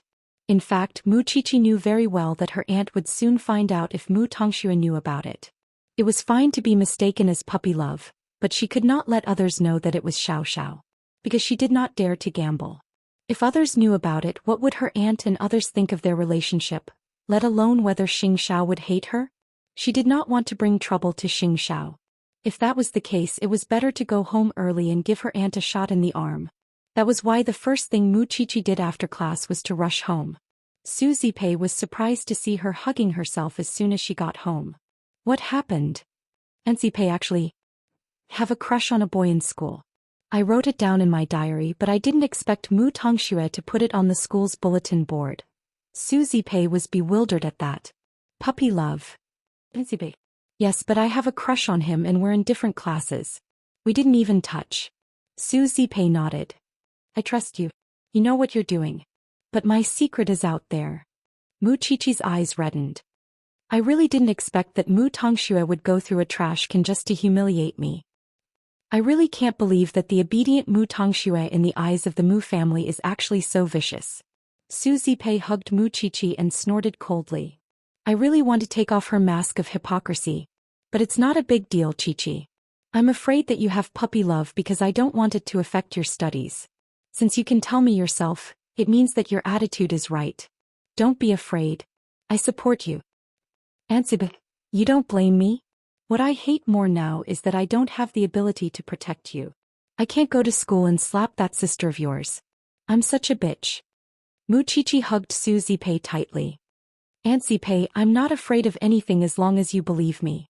That way it would not matter even if Mu Tongxue complained. After that, Mu Qiqi went upstairs and returned to her room. Although she had managed to hide it from Zipei, how would Xianxia feel when he learned that she liked a boy in school? She was carefully preserving her feelings because she knew that her love for Xianxia was too dangerous. Otherwise, what else could she do? On the other hand, Mu Tongxue lived up to expectations and told Mama Mu about what happened to Mu Qiqi in school, pretending to be a bystander. Mama Mu snorted at Mu Tongshue's words. She's no longer the Mu Qiqi she used to be since she stepped out of the house. She's doing all sorts of bad things, learning how to seduce men at such a young age. Mommy, actually, when my sister was still at my auntie's house, I secretly went to look for her. I wanted to show some concern for her, but I heard from my auntie's neighbor that my sister had been sold by my uncle. I know. The French sponsor's lawyer told me about it. Mama Mu replied. But think about it, what kind of people does uncle know? If big sister is sold by him, can she still be innocent? Mama Mu did a double take at that. She had never thought about that before. But now Mu Tongxue had a sudden epiphany. It's fine if we know about it, but I'm afraid that someone would expose it in the future. That's why your sister must not return to the Mu family. Mama Mu said cruelly. It would be troublesome if your father finds out about such a dirty past. As if chanting a spell, Mu Tongxue kept creating estrangement between Mu Qiqi and her parents in front of her. The more her parents hated Mu Qiqi, the happier she was. She would like to see what Mu Qiqi could do now. After all, she still had Mu Qiqi's torn diary pages. Should she post another 30 pages tomorrow? It was late at night when Xianxia returned to Jianchuan. Jing Yun wanted to send him home to rest, but Xianxia had him give him the car keys instead. As if knowing what he wanted to do, Jing Yun was powerless to stop him, and could only watch as he left. When they reached the small mansion, Xianxia sent Mu Qiqi a message. Come out. Mu Qiqi suddenly didn't know how to explain the diary to Xianxia. She wanted to avoid it but was afraid that Xianxia would misunderstand. That was why, after some hesitation, Mu Qiqi put on a thick coat and went to their usual meeting spot when Su Zipei wasn't looking. Xianxia started the car, but did not go far before he wound up the window in a nearby forest. Meanwhile, Mu Qiqi kept her head lowered, not daring to look at him. What happened? Xianxia immediately knew that something must have happened from Mu Qiqi's expression. Mu Tongxue had posted my diary on the school bulletin board. Mu Qiqi told Xianxia. Xianxia promptly turned to look at Mu Qiqi at that. After all, even if he didn't know how much Mu Qiqi wrote about him, he could guess that it was quite a lot. Actually, I'm in puppy love. I like a boy in the class next door. Mu Qiqi carefully observed Xianxiao's eyes, but her words were very tentative. Is that so? Xianxiao's tone was rather flat, because he knew that Mu Qiqi had to divert everyone's attention if she wanted to hide who he was. Moreover, the little one was smart enough to use he, or he instead of he, when she wrote her diary. He didn't seem to be angry. He didn't seem to be interested in her affairs. Xiao. Actually, Mu Qiqi wanted to say it but couldn't. After all, she didn't want them to end up as strangers. Why would Mu Tongxue see it? Xianxia wasn't exactly a soft-hearted person. He didn't bring the diary home in the middle of the night to hurt Mu Qiqi. I tore it and kept it in my drawer. I threw it in the trash can outside during PE class, but I didn't expect her to find the pieces. Mu Qiqi explained. So, you let her bully you? If my heart was as dark as hers, I would become her. Mu Qiqi replied. You should be fiercer than her. I admit that I don't have experience against such people, but I'll learn. Mu Qiqi promised him. Chapter 39. In fact, she had been hoping that Xianxia would react when he heard about it. But he didn't care if she liked someone else. Xiao, thank you for coming to see me tonight. You should go back and rest. With that, Mu Qiqi turned and tried to get out of the car, only to be held back by Xianxia. Did I say you can go now? Is there anything else? Mu Qiqi asked in return. Do you remember that you promised me that you wouldn't have puppy love in school? Xianxia suddenly began to dig up old scores. Does that count as breaking your promise now? Xiao. People who lie to me usually don't end up well. With that, Xianxia accelerated the car and left the small mansion with Mu Qiqi. Thinking that Xianxia was angry, Mu Qiqi quickly explained, Xiao, I really didn't do it on purpose. Don't be mad. Ignoring her, Xianxia drove at full speed and soon reached the gates of Eton. Then he parked the car at a corner nearby, where he could clearly see the gates of Eton. Xianxia did not say anything.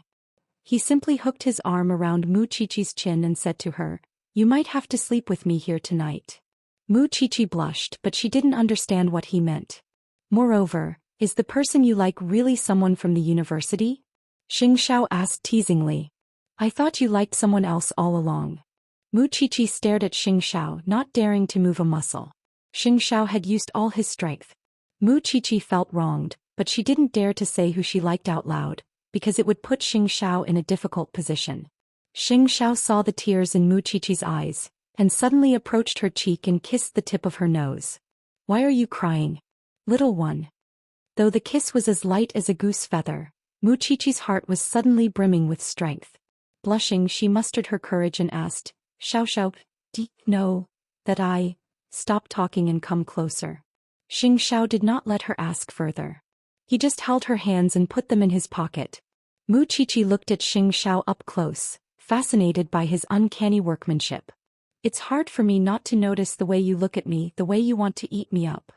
Mu Qiqi suddenly smiled but sighed in the next second. Do you know how worried I was that you would misunderstand? Do you think my IQ is as stupid as yours? Mu Qiqi's heart was suddenly at ease. It turned out that Xiao knew everything. Moreover, Xianxia did not reject her and was willing to be so close to her. Was she dreaming? Don't think too much nonsense in your head and don't make any unfounded assumptions. If there's anything, no matter how big or small, tell me immediately, got it? Mu Qiqi's hands and heart warmed up.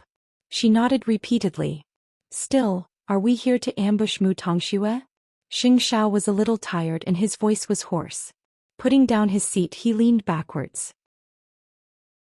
There are no surveillance cameras in Eton's classrooms because the parents asked for their children's privacy. Otherwise, do you think Mu Tongxue would be that stupid? If she could put something on the notice board without anyone knowing, that means she must be the first to come to school. Also, do you think she will let it go after humiliating you this time? If you want to catch her in the act. In fact, the most important thing was to find an excuse to stay with the little one.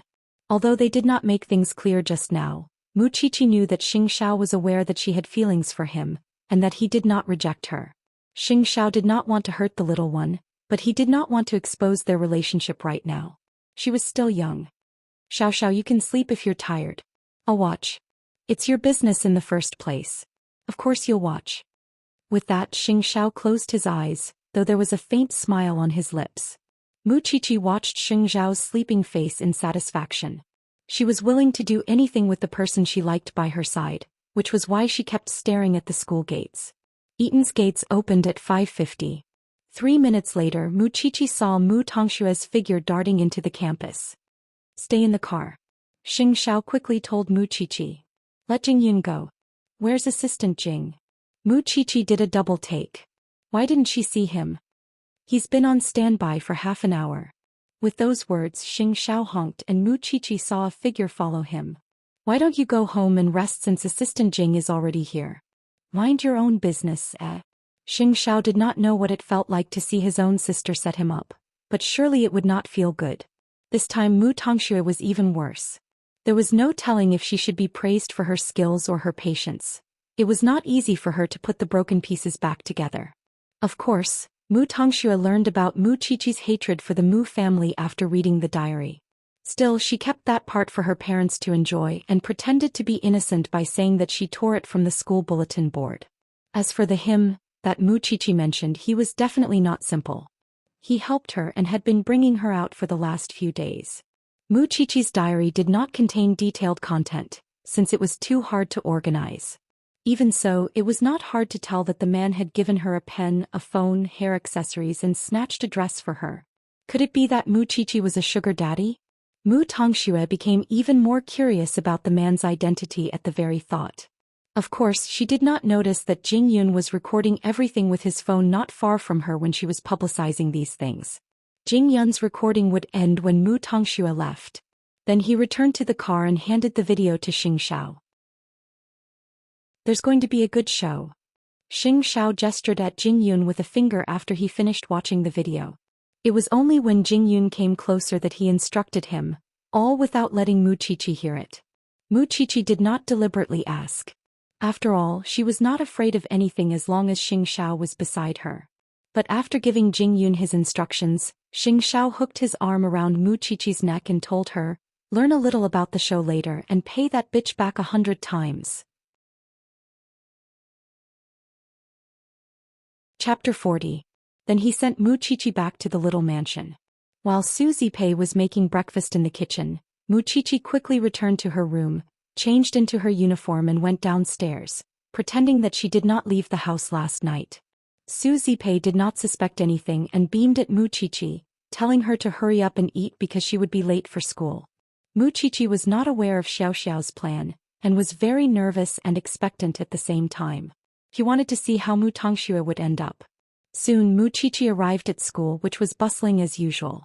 Xian was still waiting for Mu Qiqi at the school gates, but unlike yesterday's anxiousness, her expression was clearly excited. "Qiqi, you're finally here. What happened this time?" Mu Qiqi asked, even though she already knew the answer. "Come look at this."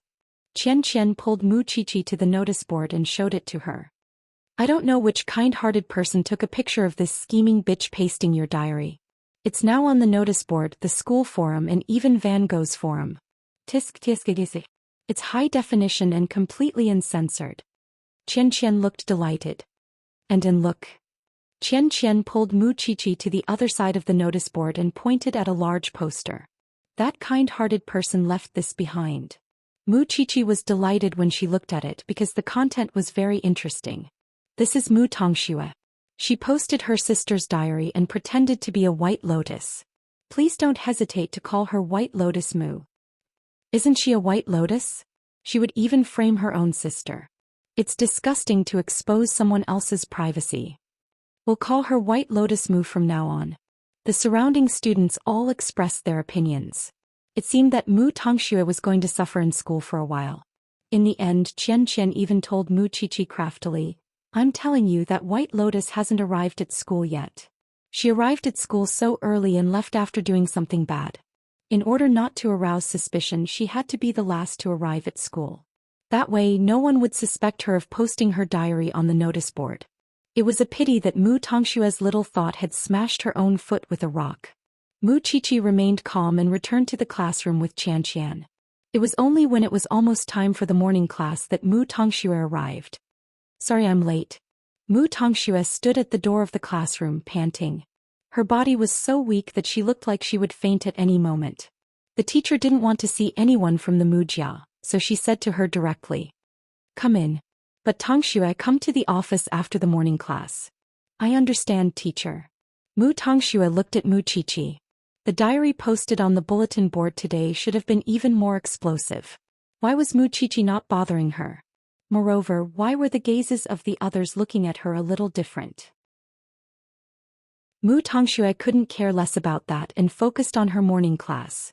Still, when the bell rang, the classmate who had helped Mu Tongxue yesterday stood up and told her, "You're quite a bitch, actually." Mu Tongxue was stunned. No one had dared to scold her like that, but she still pretended to be weak. "Did I unintentionally upset you? I even spoke up for you yesterday. I thought that Mu Qiqi was always so arrogant that it was normal for her to be taught a lesson. I thought that you were framed, but I didn't expect that you really were the one who posted Mu Qiqi's diary." "What are you talking about? I don't understand." Mu Tongxue quickly denied it. "Has this guy not seen the wonderful pictures on the bulletin board yet?" Some students immediately teased. Of course. Why else would she deny it so shamelessly? What are you all talking about? I have nothing to do with my sister, I swear. Stop looking at us with those white lotus eyes of yours. I'm scared. White Lotus Moo, that's what the entire school calls you now. You're really something, going out of your way to frame your own sister. I'm going to tell the teacher if you keep talking nonsense. Mu Tongxue was panicking inside, but she kept her composure. Seeing that she was still putting on an act, her classmates promptly pasted the picture on the bulletin board on the blackboard. White Lotus Moo, did you see it? Mu Tongshue's face paled at once. Where did this come from? Mu Tongxue quickly went up to snatch it, only to be told that there were plenty of them on the bulletin board. There's even a high-definition and censored video. Do you want to see it? Mu Tongxue took 2 steps back, her face pale. Then she walked up to Mu Qiqi and said, Sis, you don't have to pretend to be me even if you want to take revenge on me, do you? Mu Qiqi said nothing, but Xianxia did. Please take a good look. The difference between you and Mu Qiqi is that you don't have a mole on your nose, but Mu Qiqi does. And it's obvious in the video. I have to say, the other party's phone is really not bad. Mu Qiqi had already taught us how to differentiate you 2 sisters, and yet you're still pretending. Mu Tongxue had nothing to say. She did not expect that Mu Qiqi had made such preparations beforehand. White Lotus Moo, if I were you, I would crawl into a hole in the ground. Furthermore, it's not just the notice board. Even our school's forum, as well as Van Gogh's school's website, have been shocked by your astonishing actions. Mu Tongshue's hands were shaking. She quickly took out her phone but could not hold it steady. That's what you get for playing tricks on me. Listen up, class. Keep an eye out for this vicious student. White Lotus Moo. Mu Tongshue's hands clenched into fists at the mention of White Lotus Moo. But there was nothing she could do, because none of them expected such a turn of events. Now the entire class hated her just as Mu Qiqi had been hated by everyone before. White Lotus Moo. White Lotus Moo. The more the students shouted, the louder they became. The teacher followed them to the classroom and told everyone, Stop it. And Mu Tongxue, come to my office. I don't want to say it a second time. Mu Tongshue's eyes flashed and she fled the classroom as fast as she could to the teacher's office. That White Lotus is finally exposed. How delightful. After all, Qian treated Mu Qiqi as a good friend, and she would certainly protest when her friend was bullied. Meanwhile, Mu Qiqi's expression was complicated as she watched Mu Tongxue leave. She had a feeling that the teacher would call her into the teacher's office. Of course, it was all prepared by Xiao and she had yet to go on stage. Chapter 41. Mu Tongxue started sobbing when she reached the office. She looked so lovely that anyone who saw it would feel sorry for her. Still, the teacher did not dare to play along. Don't cry in front of me, Tongxue. Tell me what's with the photos outside. Here I'm being framed. My sister pretended to be me and deliberately posted the photos to make everyone misunderstand. She was really good at sophistry. Teacher, you know that I've always respected my sister. This really has nothing to do with me, I'm being framed. Mu Tongxue even coughed a few times as she explained, as if afraid that others would not know how delicate she was. The teacher smiled faintly and said, Tongxue, actually, I overheard your conversation with your mother when you fainted in the hospital. Mu Tongxue did a double take. She did not realize that the teacher had overheard that, and soon remembered lying on the sickbed and complaining to Mama Mu that Mu Qiqi had hit her head. Mu Tongxue blushed at once. She could not say a word and could only lower her head. I don't know why you would treat your sister like that, but we must get a parent. Mu Tongxue quickly grabbed her teacher's arm and begged, Teacher, I beg you, don't tell my parents. I'll ask my sister to forgive me, I'll ask her not to tell my parents. Please don't tell my parents. With your character, it's not just a simple prank. No, we must inform the parents of this matter, the teacher said firmly. Teacher, you're going to hurt my sister if you do that. You might not know that my sister is a murderer, right? In her panic, Mu Tongxue suddenly revealed the matter to her teacher.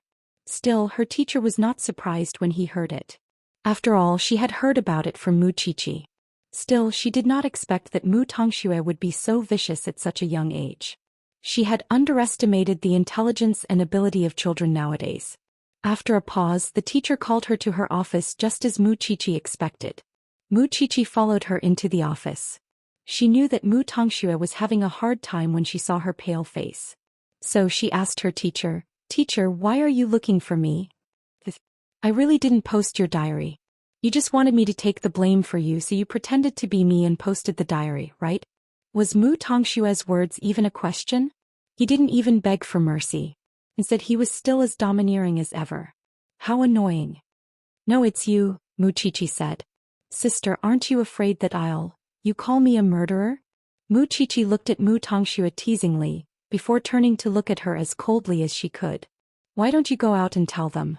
Do you think they trust me more or you? Mom and Dad said you, but you don't have proof and neither do they. It's reasonable for me to say that you're framing me. Moreover." With that, Mu Qiqi approached Mu Tongxue, glaring at her fiercely.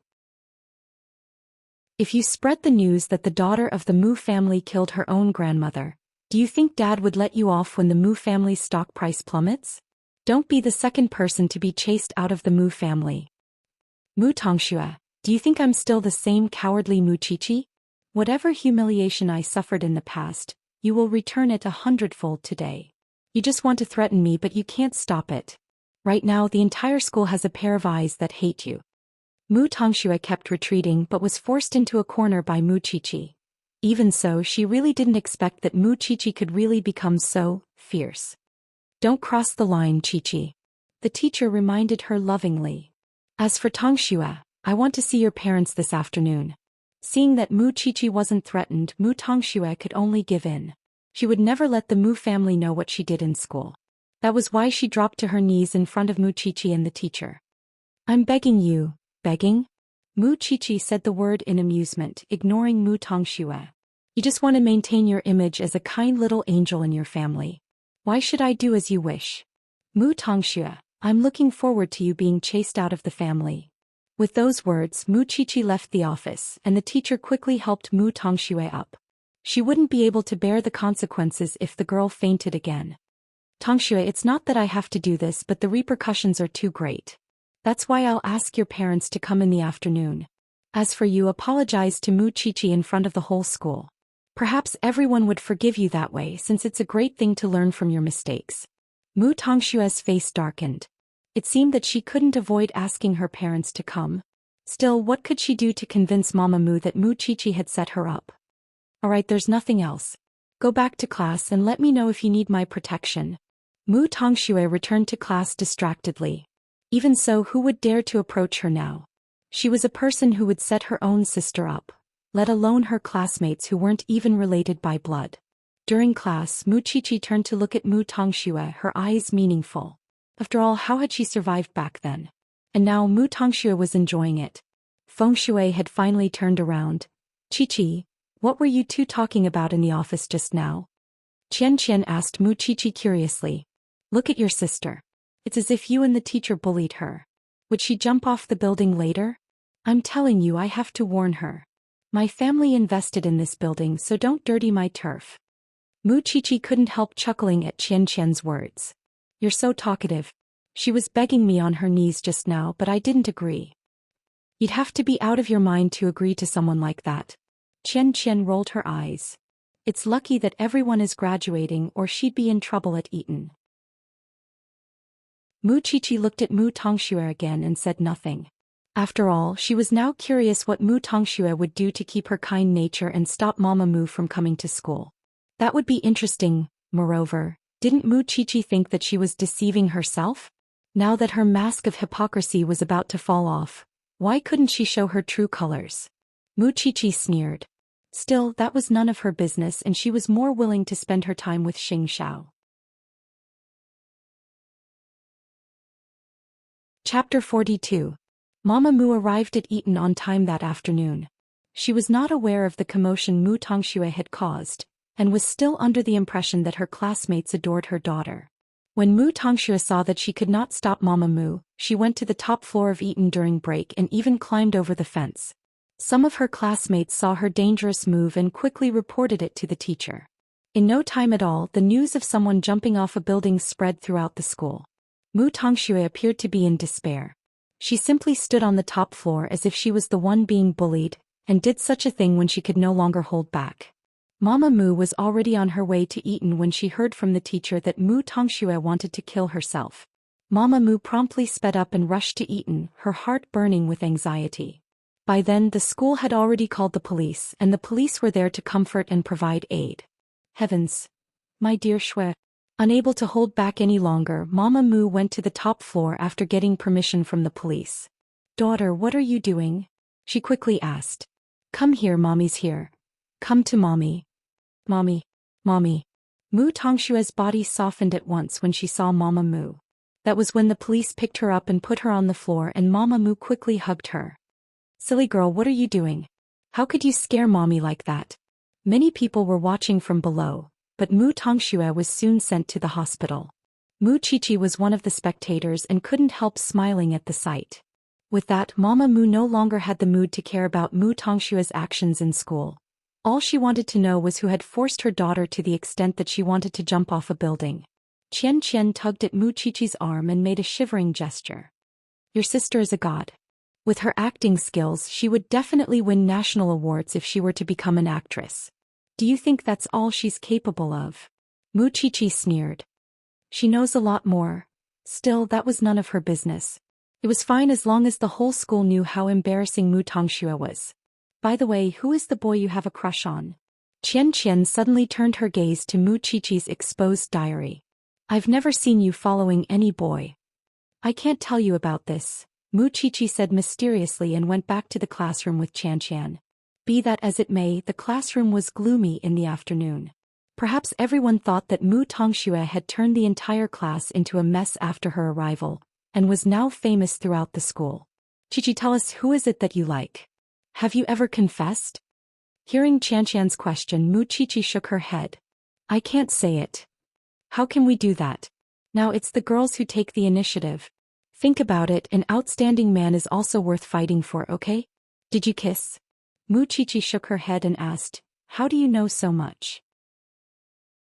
Because I've already given away my first kiss. Feels really good. Soft like eating jelly. Mu Qiqi suddenly thought of Xing Zhao's handsome face and his alluring lips. If only she could kiss him. You're blushing. You're blushing. Qian exposed Mu Qiqi. You must be thinking about those unhealthy things in your head. Mu Qiqi did not answer because her lecturer had come in. Still, she was not in a good mood because of what happened to Mu Tongxue. She simply gave everyone a task. It was time for them to set a goal for themselves. Mu Qiqi remembered the Xing family's diamond business, and she wanted to help Xing Xiao in the future. That was why she wanted to get into a design school. Would Xiao like it? Mu Qiqi remembered his lips when she thought of Xing Xiao, as well as what Qian said about the taste of kissing. What would it be like? After Mu Tongxue was sent to the hospital, she had a full body checkup. The doctor assured Mama Mu that Mu Tongxue was just overwhelmed with grief and would wake up soon. Mama Mu could not think of anyone else who could force Mu Tongxue to stand on the top floor of a school where Mu Qiqi was. It must have been Mu Qiqi's doing. That was why she was shaking with rage. She really did not expect that Mu Qiqi could be so vicious even though they were both her children. Before Mu Tongxue could wake up, Mama Mu went straight to Eton and found their lecturer, scolding her right in her face. How long has it been? My daughter has been hospitalized several times. Don't you have any responsibility as a teacher? The lecturer felt a headache at the sight of Mama Mu. It was one thing for Mu Tongxue to be a drama queen, but she was being led around by the nose by her own daughter. Could you calm down, Mama? How could I calm down? It's not your daughter standing on top. You don't feel bad, do you? Mama Mu retorted, pointing a finger at the lecturer's nose. Is this how Eton, the best school, treats its students? Dear parent, if you spoil your child too much, you will only end up harming him. If you think that I have treated your child inappropriately, you can go to the school board and complain about me. But right now I don't want to talk to you. What about Mu Qiqi? What about Mu Qiqi? Mama Mu asked. Mu Qiqi's home. He's out of school. Mama Mu would not let it go and promptly called Su Zipei. Bring Mu Qiqi out. I want to see her and ask her a few things. Su Zipei glanced at her phone and replied seriously, You've got the wrong number. Then she blocked Mama Mu's number. It was only when Mu Qiqi reached home that Su Zipei asked her, Did you get into trouble again today? The Mu family's phone calls are all coming to me. Mu Qiqi told Su Zipei about what happened in school today, but Su Zipei shook her head after hearing it. I always thought that Mu Tongxue was just a smart aleck, but now I think that she's really heartless. It's fortunate that our Mu Qiqi has a kind person to protect her. Mu Qiqi said nothing and went to her room after dinner. She would study how to make cufflinks, draw the blueprints and ask a craftsman for help on the weekend. Mu Qiqi was so focused on her design that she did not even see Xing Zhao's message. When she saw the sentence, it was already an hour later. Startled, Mu Qiqi quickly jumped out of her chair, put on her clothes and went downstairs. However, she did not see Xing Zhao's car when she arrived at their usual meeting place. Had Xiao left? At that thought, Mu Qiqi quickly called Xing Zhao to explain, but her phone was taken away from her just as the call went through. Mu Qiqi turned to find Xing Zhao standing behind her. Xiao, why did you take so long to come out? Xing Zhao took her hand and led her into the woods. I was doing my homework, Mu Qiqi quickly said. Chapter 43. Of course it's more important to see you. I just didn't see you, Mu Qiqi said honestly. Xing Zhao sneered and led her to a warm car. Mu Qiqi was sitting among them. She tilted her head to look at Xing Zhao's handsome face. At that moment her heart was beating wildly. She recalled Xianxian's words. She wanted to try kissing Xing Zhao too. But she did not dare to. Did you learn anything today? Xing Zhao already knew about Mu Tongshue's performance on the top floor of the school, and that she was now being spurned by the entire school. Yes. How would I dare not remember what you taught me? Mu Qiqi answered obediently. Good girl. Where are we going tonight? Mu Qiqi couldn't help asking as she watched Xing Zhao drive. Looks like we're going far. Jianchuan was a place where they could move around if they wanted to protect Mu Qiqi so that no one would know. Xing Zhao had no particular place to go at the moment. He simply wanted to take Mu Qiqi away from familiar faces and be alone with her, such as sleeping in the car last night. But halfway there Mu Qiqi received a call from Su Zipei. It's so late. Where are you? There's no one in the room. Mu Qiqi looked at Xing Zhao in panic, because Su Zipei rarely came to her after she went to bed. Mu Qiqi paused and quickly answered, Aunt Zipei, I'm hungry from studying so I came out to buy something to eat. Buy what? Don't we have some at home? I want to eat outside. All right. Come back quickly and don't stay out for too long. With that, Su Zipei hung up, while Mu Qiqi looked a little disappointed. Xiao, I can't go out with you tonight. I have to hurry home or Aunt Zipei would find out. There's a supermarket nearby. Let's buy something. Xing Zhao parked the car in front of the supermarket and had Mu Qiqi buy a bunch of snacks. However, on the way back both of them had grave expressions on their faces. How long could such a relationship last? If others knew that she liked him, what would she do in the future? Xiao. I feel guilty. Xing Zhao did not say anything. As the crown prince of Huangyao, he had always gotten what he wanted and did whatever he wanted. He had never encountered such a situation where it was wishful thinking to bring his little one out to play, because he had to consider that Mu Qiqi was still immature. Soon the car drove into the little mansion and Mu Qiqi had Xing Zhao stop the car at the entrance so that Su Zipei would not catch them. Good night, Xiao. Xing Zhao stopped the car and grabbed Mu Qiqi's arm. When she turned around he pinched her chin and kissed her. No, to be more accurate, it was biting. Mu Qiqi felt pain in her lips. She wanted to struggle but Xing Zhao didn't let her. Still he released her just 3 seconds later. Even so, she could feel that he was holding back his anger. Damn Xianxian, who said that kissing was like eating jelly. Since you dragged me down to hell, don't run away alone. Mu Qiqi's entire body shuddered at those words. She sensed danger as well as the emotions that were about to burst out of her chest. She probably didn't even know how much she liked Xing Zhao. Mu Qiqi got out of the car with the snacks and watched as Xing Zhao left. When she got home she couldn't help being nagged by Su Zipei. Tell me what you want to eat and I'll buy it for you. Don't go out alone, it's dangerous for a girl. I know, Aunt Zipei. Mu Qiqi felt a deep sense of guilt. Her aunt had been so good to her, but she couldn't say a word about Xing Zhao no matter what. She was afraid that her aunt would be disappointed in her. She could promise her aunt anything, but Xing Zhao was her own secret. She would keep it in her heart, even if Xing Zhao were to marry another rich young lady one day. Mu Qiqi put down the snacks when she returned to her room and texted Xing Zhao. Xiao, I want to learn design. Xianxia returned home and washed up when he saw the message and promptly replied, "Why? Because I want to be closer to you." Xianxia was aware that Mu Qiqi was better at math, physics and chemistry. She could have studied science and engineering, but she was willing to learn design for him, not caring if she liked it or not. "Oh, why?" Mu Qiqi asked in return. "There are enough designers in Huangyao. You won't make a difference." Mu Qiqi was hurt, but Xianxia was telling the truth. Those who designed jewelry for Huangyao were all international masters. How many years would a small fry like her have to work her way up to the top? Even so, she really wanted to be closer to Xianxia. Moreover, Mu Qiqi touched her bitten lip when she remembered that kiss. Xianxian was such a liar. Late at night, Papa Mu rushed to the hospital when he learned that Mu Tongxue had almost jumped off a building at school. Mu Tongxue had just fallen asleep and Mama Mu was watching over her. Papa Mu immediately attacked his wife when he saw his daughter. "How are you taking care of Shui? Why is she always in the hospital?" "Honey, Tongshue's because of Mu Qiqi's revenge. Did you know? Shui is being bullied at all in Eton." Mama Mu pushed the blame to Mu Qiqi. She even went to another family but she wouldn't let Tongxue go. "We don't owe her anything. What can we do? Mu Qiqi's guardianship isn't in our hands now." Papa Mu retorted angrily. "Isn't it all because of you? You didn't teach the child well and now she's going against us everywhere. What now? Are we just going to let her continue like this?" "I had Schwerer go to Eton to keep an eye on Mu Qiqi and stop her from stirring up trouble. I didn't expect her to get worse. Let me know when Schwerer wakes up and I'll tell her what to do." With that, Papa Mu left his wife at the hospital while he returned home to wash up and rest.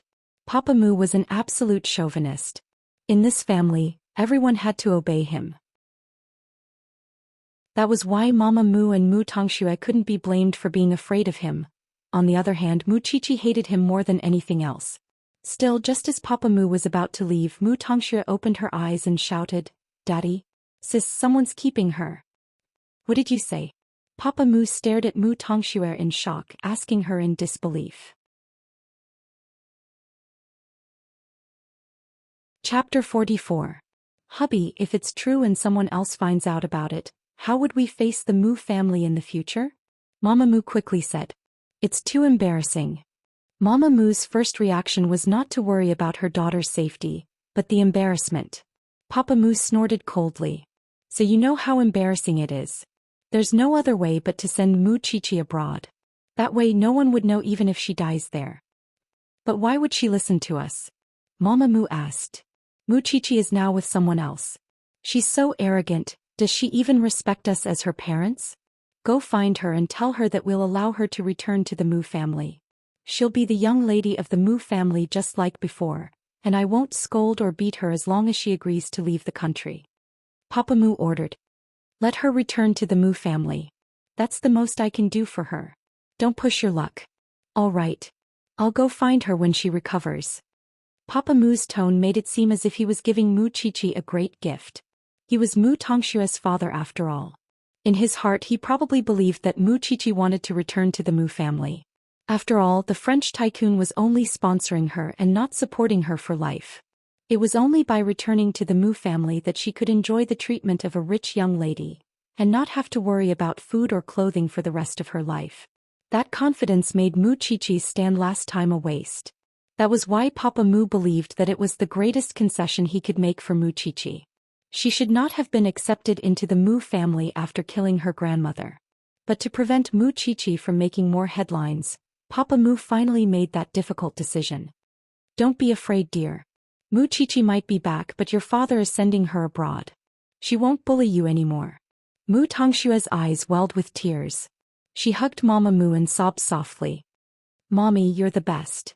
But they would never have thought that their arrogance was a laughable suggestion to Mu Qiqi. She had said before that she would never return to the Mu family. She wasn't joking. That was why Mama Mu drove her car early next morning and waited outside the little mansion. When she saw old Lin and Mu Qiqi's car, she quickly stopped them. After all, they had met a few times and she remembered old Lin's car very clearly. When old Lin saw Mama Mu, he quickly asked, "Miss Qiqi?" "Ignore him. Let's go." Mu Qiqi didn't want to talk to Mama Mu at all. Moreover, she could guess that Mama Mu was looking for her because of Mu Tongshue's suicide yesterday. All right. Old Lin nodded and was about to speed up to avoid them when Mama Mu got out of the car and stood in front of the car, arms outstretched. Miss Chi-Chi, forget it, Uncle Lin. Could you please ask my aunt to come over? Mu Chi-Chi said. She was curious to know what Mama Mu was up to today anyway. Uncle Lin, it's fine. If it was just a battle of tongues, she wouldn't have the time to argue with her. However, before Susie Pei came out, Mu Chi-Chi did not want to talk to Mama Mu at all. She sat in the car with the windows tightly shut. Soon Susie Pei came out of the little mansion. She was furious when she saw her sister. Madam Mu, I've made my stance very clear. I hope that you won't show up at the little mansion again. I don't want to show up either. But ask yourself, Pei. Have you taken good care of Mu Chi-Chi? Do you know that she's a sugar daddy? Or are you using Chi-Chi to earn this dirty money? Susie Pei replied angrily at Mama Mu's words. Watch your mouth. You don't know that Mu Chi-Chi is a sugar daddy? Mu Chi-Chi finally rolled down the window when she heard the two arguing outside the car. Did your precious daughter tell you that again? She said she saw your diary with her own eyes. A man always gives you presents and takes you out at night. Nonsense. Susie Pei quickly retorted. Mu Chi-Chi goes to bed at 9 every night without exception. Isn't Mu Tongxue afraid of being struck by lightning for saying that? Forget it. I can't argue with you. I'm here today to tell you good news. Mama Mu cut Susie Pei short and told her that she was here to convey Papa Mu's decision. Your brother-in-law has decided to let Mu Chi-Chi return to the Mu family and send her abroad to study. Good news. Susie Pei laughed. Who would that be good news for? Don't push your luck, Pei. Mu Chi-Chi would still be the young lady of the Mu family. She wouldn't have to worry about food or clothing for the rest of her life. Why wouldn't she be willing? Isn't she doing so much just to return to the Mu family? At that, Susie Pei and Mu Chi-Chi shared a look and smiled. Where does the Mu family get their confidence from? Susie Pei asked Mama Mu in return. We've never expressed our desire to go back to the Mu family. You don't want to. Look at Mu Chi-Chi. She's living in a mansion, eating delicacies from the mountains, using branded goods, followed by a car at all times, and the principal would personally welcome her when she enters a prestigious school. Isn't that better than the Mu family? Everything she eats and wears is better than Mu Tongshue's. Go back. Stop dreaming, alright? Mama Mu glanced at Mu Chi-Chi and then at Susie Pei. Even Susie Pei was no longer the poor girl she used to be, and was now beautiful and noble. That was something she could not deny. Auntie Mu, you're probably worried about Mu Tongxue jumping off a building, aren't you? I know it hurts you, but do you know why she did it? It was because she posted my diary, but someone else recorded it and put it on the bulletin board. Invading someone else's privacy is the most shameful thing, and that's why the entire school hates her. Ask yourself who doesn't hate her now. He even gave her a name, White Lotus Mu. Of course, I'm guessing that you think I'm the one who framed her. Still, it doesn't matter if you're lying to yourself. It's fine as long as others know the truth. Auntie Mu, how kind your daughter is. You should go to school and ask her about it. I'm warning you, don't even think about me. I wouldn't even bother wasting my time on her if Mu Tongxue didn't provoke me on her own. Moreover, I'm not a sugar daddy. If you believe your daughter's nonsense without looking at the evidence, she'll make you suffer beyond words one day. Just wait and see if you don't believe me. With that, Mu Chi-Chi closed the window. Uncle Lin, please speed up. I'm going to be late. Meanwhile, Susie Pei was too lazy to argue with Mama Mu. You can move your car if there's nothing else. We know how to move to the side and not get in other people's way. Are you worse than a child? Mama Mu was left stunned by Mu Chi-Chi's words. Chapter 45.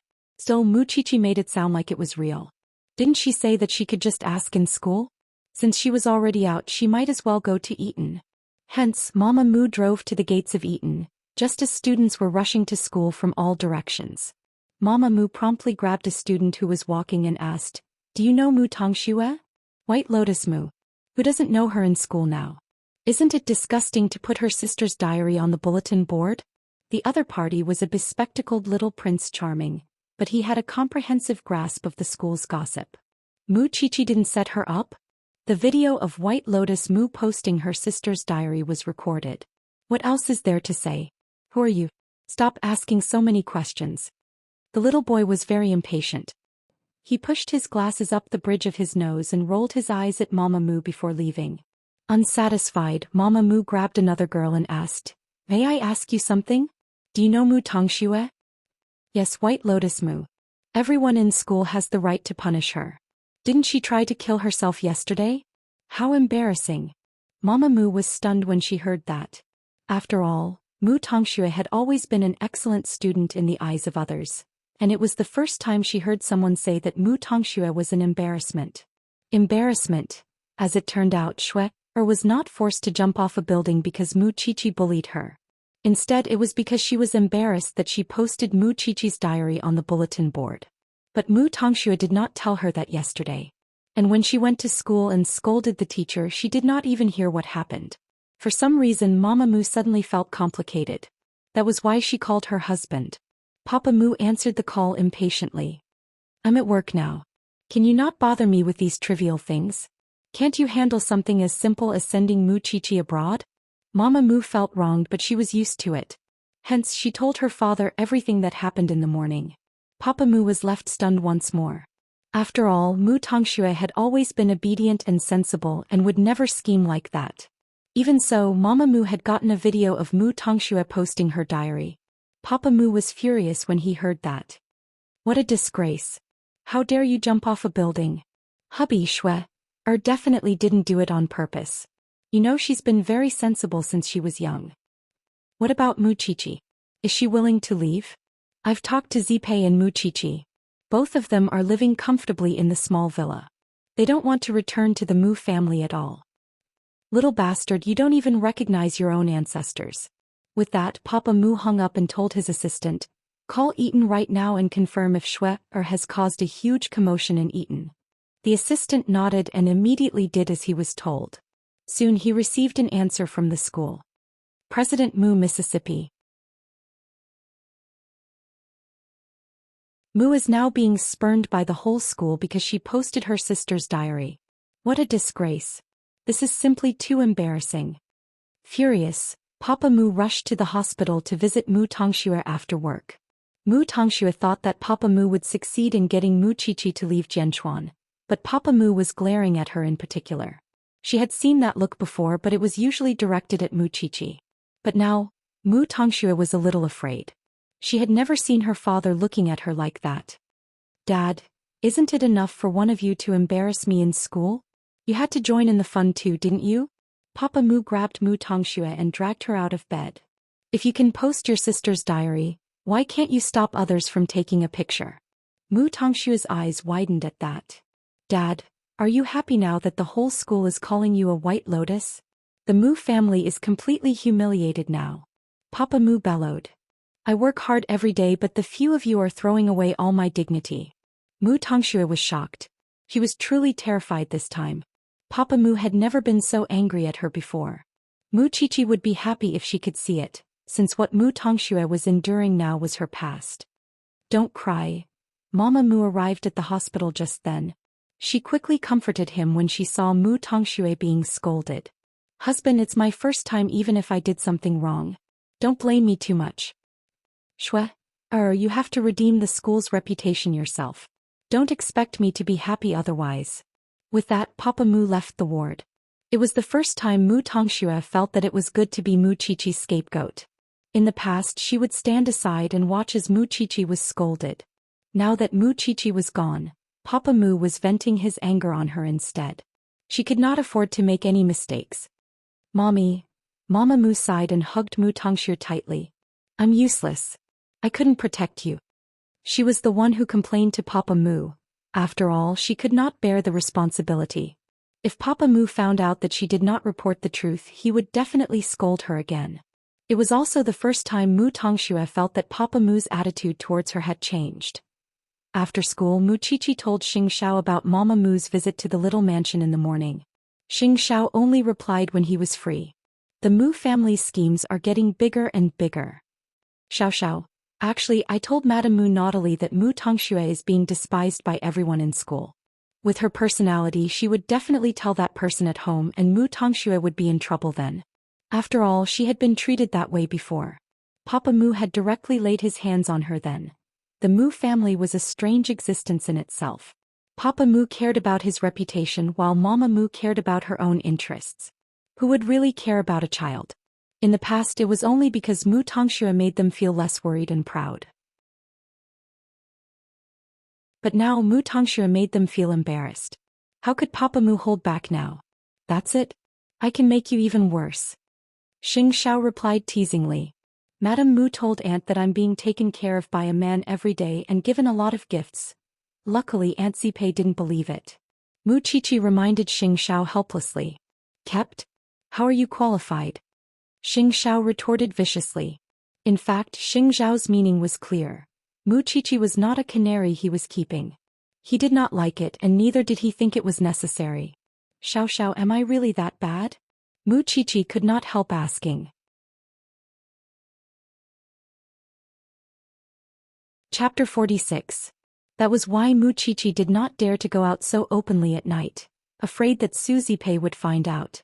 After all, Su Zipei trusted her so much. However, Mu Qiqi desperately wanted to see Xianxia. For that, she made sure that Su Zipei was completely asleep before sneaking out. She waited until midnight. When Mu Qiqi went out, Xianxia was already asleep in the car. Xiao. Mu Qiqi sat beside him and looked at his handsome face. Have you been waiting for a long time? I thought you became bold and dared not to come out. I would come out even if I have to crawl. But my mother told Aunt Zipei about me today. I was afraid that she would get suspicious, so I waited until she fell asleep. Mu Qiqi explained. Then, you won't see me at night anymore?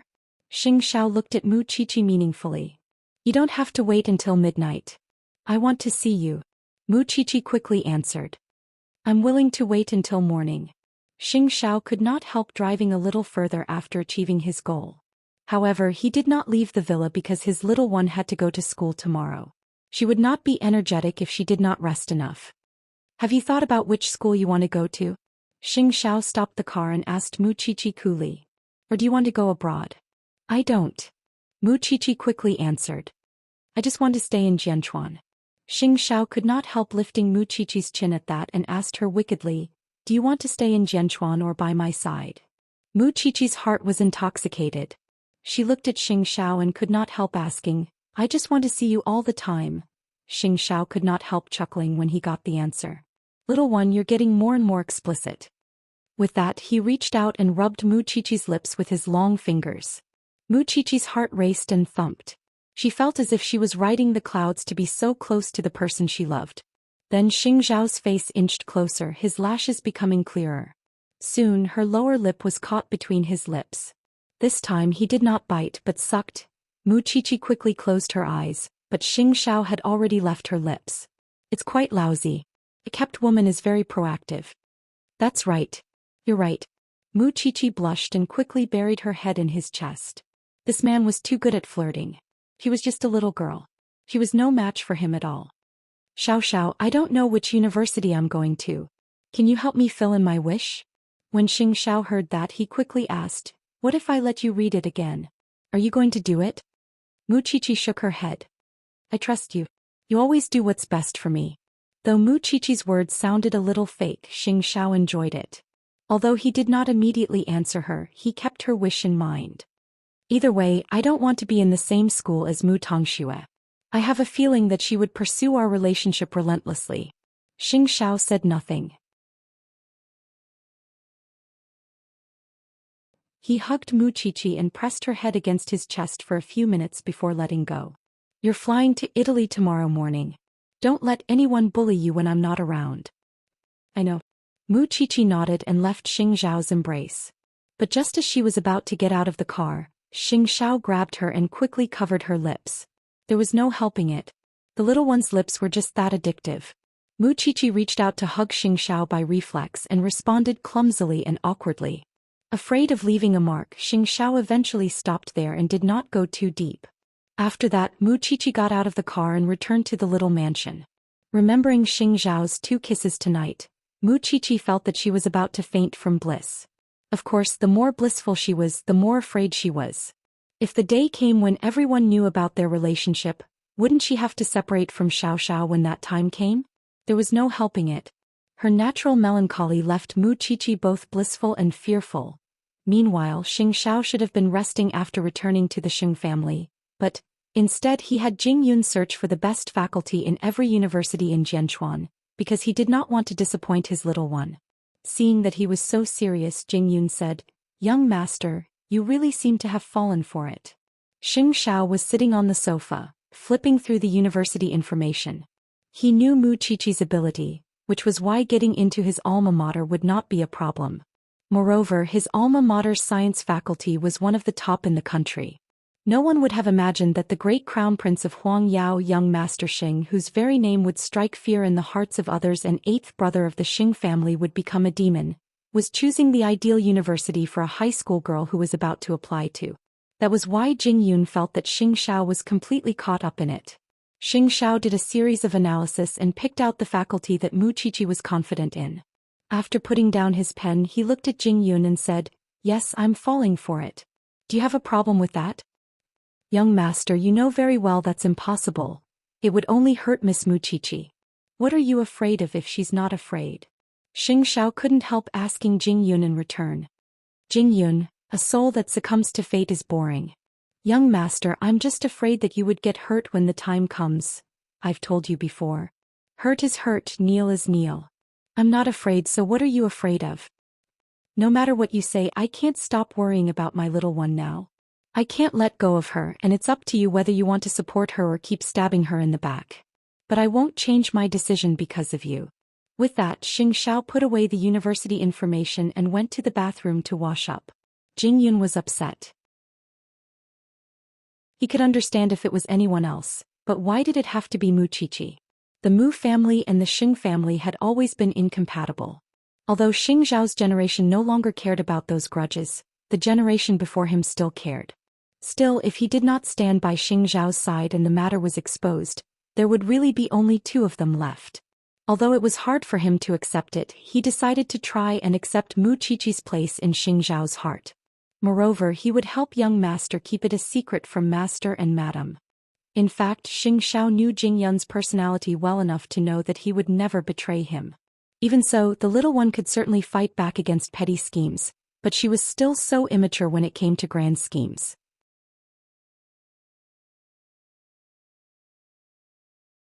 Chapter 47. Of course, it was a difficult night for Mu Tongxue. After all, she had never been scolded like that by Papa Mu. At that thought, Mu Tongxue could not hold back her cunning thoughts and asked Mama Mu tentatively, "Mommy? I'm sorry I couldn't tell you honestly about school. You must be upset, right?"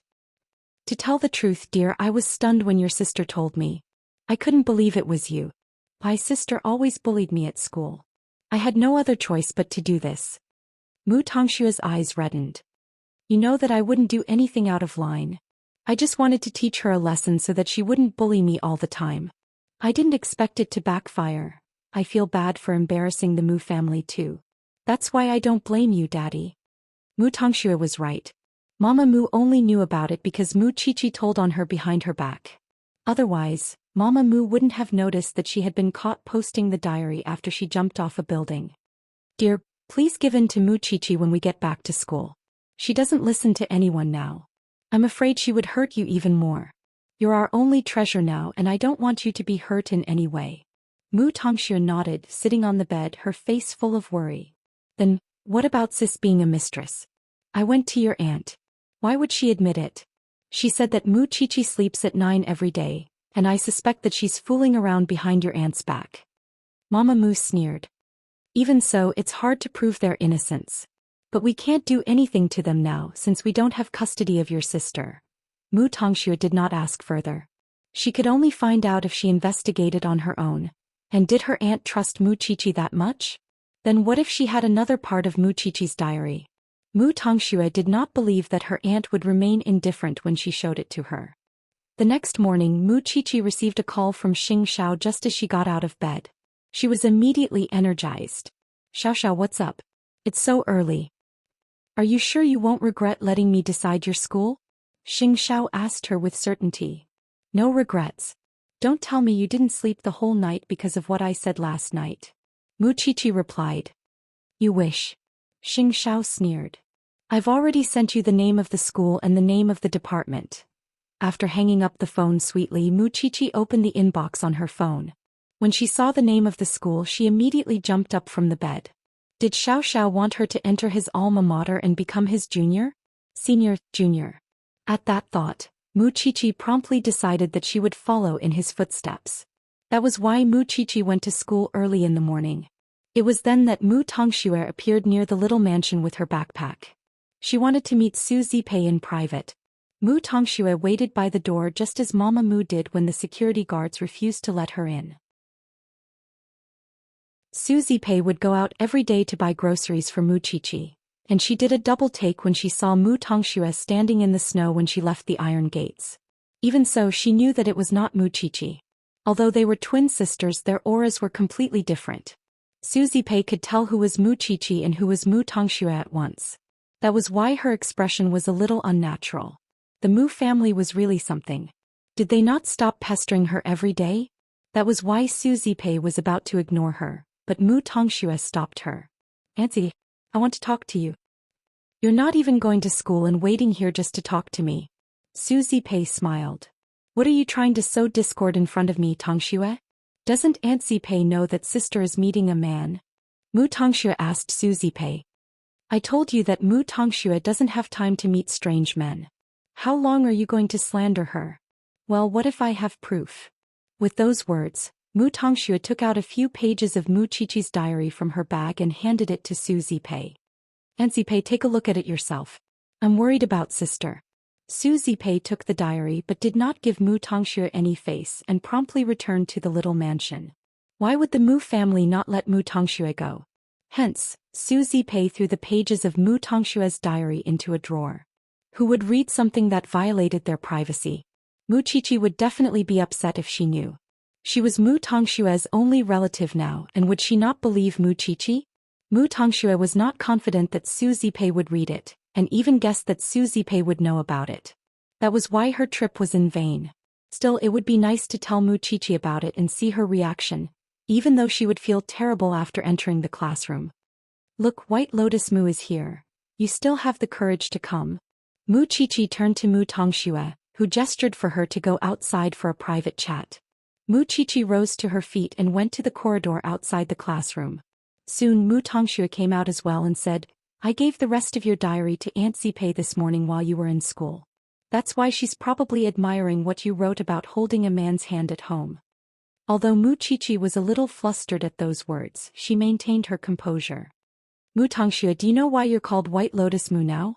Because you only know how to hide in a dark corner and do shameful things, while insisting that you're innocent. That's not important.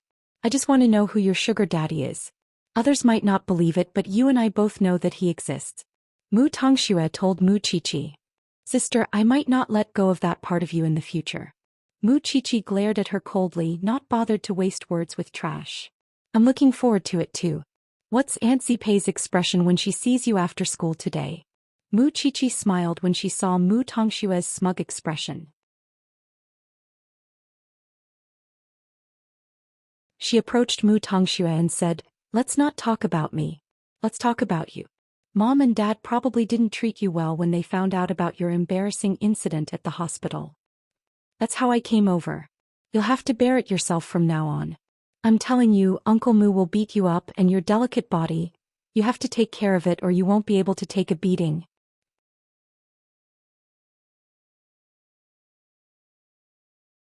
Chapter 48. Right now, Mu Tongxue was having a hard time getting anything out of Mu Qiqi. Even if she had lost in reality, Mu Qiqi would not just stand by and watch as Mu Tongxue made a fool of herself. At worst, both sides would suffer. Her classmates were very disdainful of Mu Tongxue's return, since anyone would hate a snitch. Qiqi, let me tell you a secret. Many people in school have come up with ways to punish Mu Tongxue. It's going to be interesting when the time comes. Xianxia told Mu Qiqi in private. White Lotus Mu prepared to die. At that moment, Mu Qiqi could not enjoy the joy of victory. She was worried that her aunt might have read her diary. Mu Tongxue knew that she was about to be pranked since she was used to seeing others pranking Mu Qiqi. That was why she simply stayed behind her desk all day. When the bell rang, Mu Qiqi quickly got into Old Lin's car, but on the way there she texted Xianxia, who was overseas. Xiao. Mu Tongxue, I've shown my diary to Aunt Zipei. I'm afraid she would know what's on my mind. There was no response from Xianxia. Having no one to talk to, Mu Qiqi could only keep texting him. Aunt Zipei must find it hard to accept. Still, Xianxia did not answer because he was in a video conference. Holding her phone, Mu Qiqi mustered her courage and went up to Su Zipei timidly when she saw her at the gates of the little mansion. You're back. Let's eat. Su Zipei quickly gestured for her to put down her bag. Mu Qiqi could not tell what Su Zipei was thinking. Aunt Zipei, what is it? Su Zipei asked. Mu Qiqi shook her head. She did not have the courage to ask, and since Su Zipei did not react strangely to her, she quickly became a coward. It's nothing. After eating, Mu Qiqi went upstairs and sneaked into Su Zipei's room while she was tidying up in the kitchen to see if the diary Mu Tongxue mentioned was inside. In the end, she found a few pages stuck together in Su Zipei's bedside drawer, but she could not take them away. When she returned to her room, Mu Qiqi immediately wrote a few new pages. She tore them into pieces and stuck them together with cellophane tape. Then when Su Zipei was taking a shower, she secretly replaced the diary in her drawer. She was not sure if Su Zipei had read it, but she would only feel at ease if she had it in her hands. She carefully protected her relationship with Xianxia, because she knew that liking Xianxia was treason to Su Zipei. Perhaps she would only have the courage to tell Su Zipei that she liked Xiao after she entered the university. But now she still felt guilty. How could she fall in love with her savior? Wasn't he biting the hand that fed him? There was no reply from Xianxia, and Mu Qiqi's emotions were very complicated. Still, just as Mu Qiqi was about to fall asleep in bed, Xianxia finally replied. If you're so scared, why did you continue? Holding her phone, Mu Qiqi felt upset when she read those words. I'm scared, but I want to continue. It's fine even if my head bleeds. Then it was a long wait. Mu Qiqi fell asleep, and it was only when she saw Xianxiao's reply the next morning. Sleeping so late? Are you trying to get last place in the whole school? The man was talking about it again. Mu Qiqi giggled foolishly on her bed and got up to go downstairs to meet Su Zipei. Good morning, Aunt Zipei. Hurry up and have breakfast. I've received a notice from your school to attend a parent-teacher conference next Monday. Su Zipei told Mu Qiqi, her expression unnatural. Qiqi, Aunt Zipei thinks that I shouldn't go. I would only embarrass you if I went, and I know that Eton students are rich and powerful. Aunt Zipei, won't I be even more embarrassed if you put it that way? It's fine, you can go, or I'll be a student without a parent. Wouldn't that be terrible? Mu Qiqi stuck out her tongue at Su Zipei. Aunt Zipei is just like my own mother in my heart. There's no difference in status and we can't compare. Su Zipei patted Mu Qiqi's head and nodded. All right, I'll be going. Mu Qiqi nodded. She heard everyone talking about the parent-teacher conference when she entered school. The semester was about to end, which was why it was customary for parents to be concerned about their children's grades. In fact, it was a competition in disguise. Which family in Eton did not have mountains of gold and silver? And Mu Qiqi was special. Hence, Xianxia propped her head on her hand and asked Mu Qiqi, "Who's coming from your family?" "I only have my aunt. What do you think?" Mu Qiqi retorted. "What about her?" Xianxia gestured at Mu Tongxue with her chin. "She's none of my business." Mu Qiqi replied. According to Eton's tradition, every student's family is rich and powerful, wearing limited edition branded goods from head to toe. Qiqi, if your period comes, you might have to put up with some ugly looks. You know, being a rich person is just that realistic. Xianxia reminded Mu Qiqi. Mu Qiqi knew that Su Zipei would only be humiliated if she came to the parent-teacher conference. Moreover, how could she bear to let her aunt be humiliated? Mu Tongxue was well aware of Mu Qiqi's predicament. Hence, she approached her after class and asked, "Sis, don't tell me you're asking Aunt Zipei to help you attend the parent-teacher conference?" Mu Qiqi turned to look at Mu Tongxue with a none-of-your-business expression. "My parents would be there too. It's a pity that you're no longer in the Mu family's custody, and you can't represent yourself. If you really ask Aunt Zipei to attend, I'm afraid it's not appropriate. You know she's been poor all her life. She'd make a fool of herself if she goes on stage." Mu Qiqi glared at Mu Tongxue before shouting loudly in front of the entire class, Shut your filthy mouth and return to your seat. Don't let me see you. Cooperate, okay? Mu Tongxue said nothing else and turned to return to her seat. After all, Mu Qiqi really had no one to help her attend the parent-teacher conference. How embarrassing would that be? Therefore Mu Tongxue smiled coldly. Since she had left the Mu family so casually, she would have to bear the price.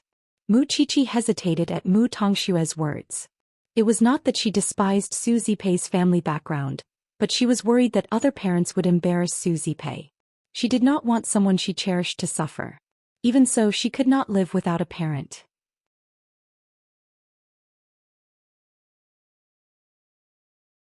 Chapter 49.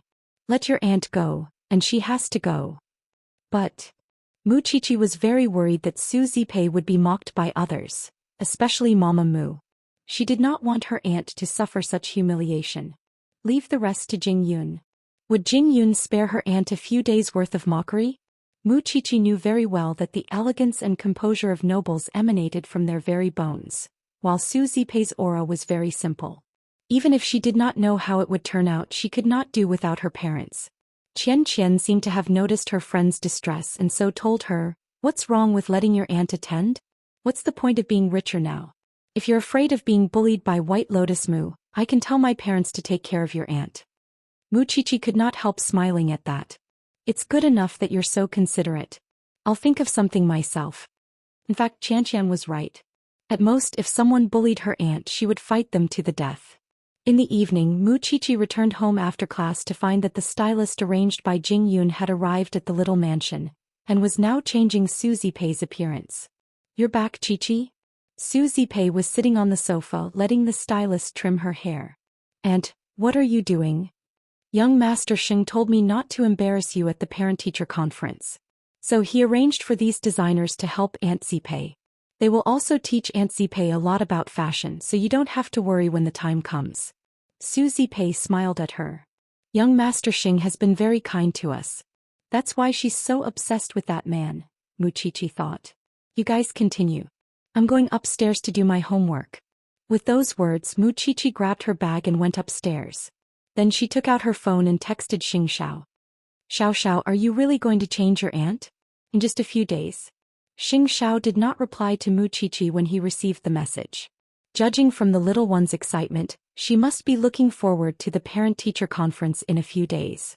Seeing that Xianxia was not giving up, Mu Qiqi decided not to be discouraged. If worst came to worst, she would do her best to protect Su Zipei if she was bullied. Mu Qiqi did not know when Xianxia would be back, so she brought the blueprints to a professional craftsman over the weekend, and used the pocket money she had saved to have the craftsman teach her how to make it. She didn't need the cufflinks to be exquisite, but they had to be unique in this world. 3 days later, Su Zipei had completely changed her appearance. Her long silky hair had turned into a short, fluffy hairstyle, accentuating her exquisite facial features. With her perfect makeup, Mu Qiqi could not help but be surprised. There was indeed a huge difference after a woman put on makeup. Next was her style of dressing.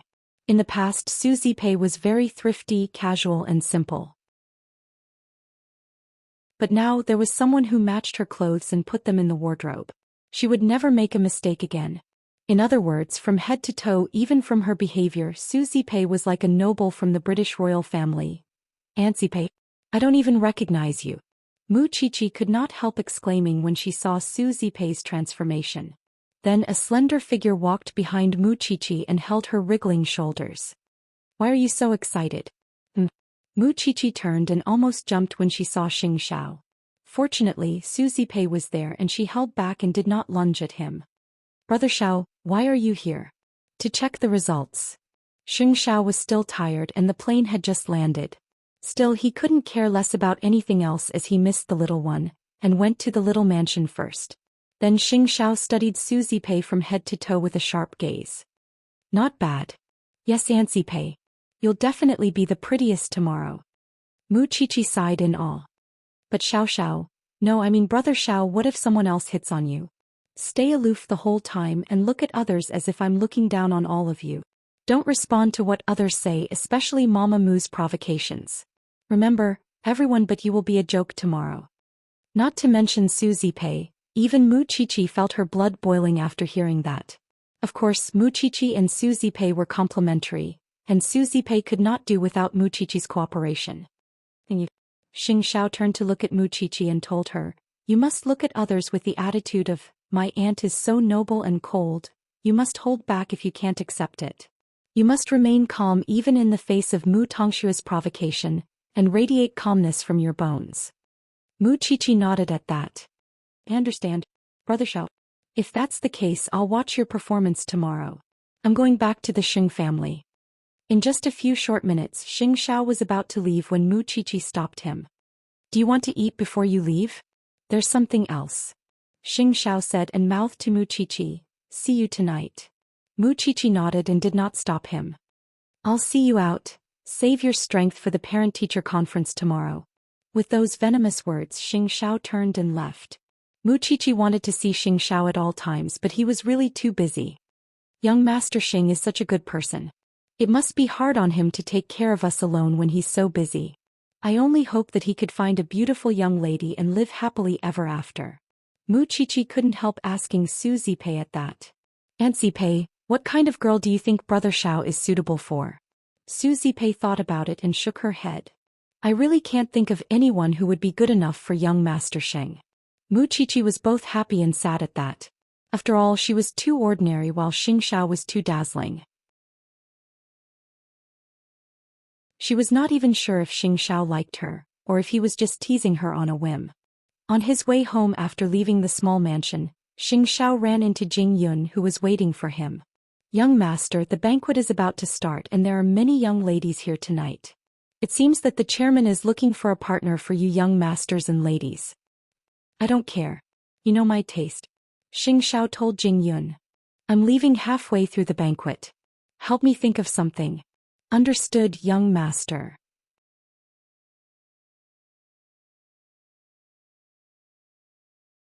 Chapter 50.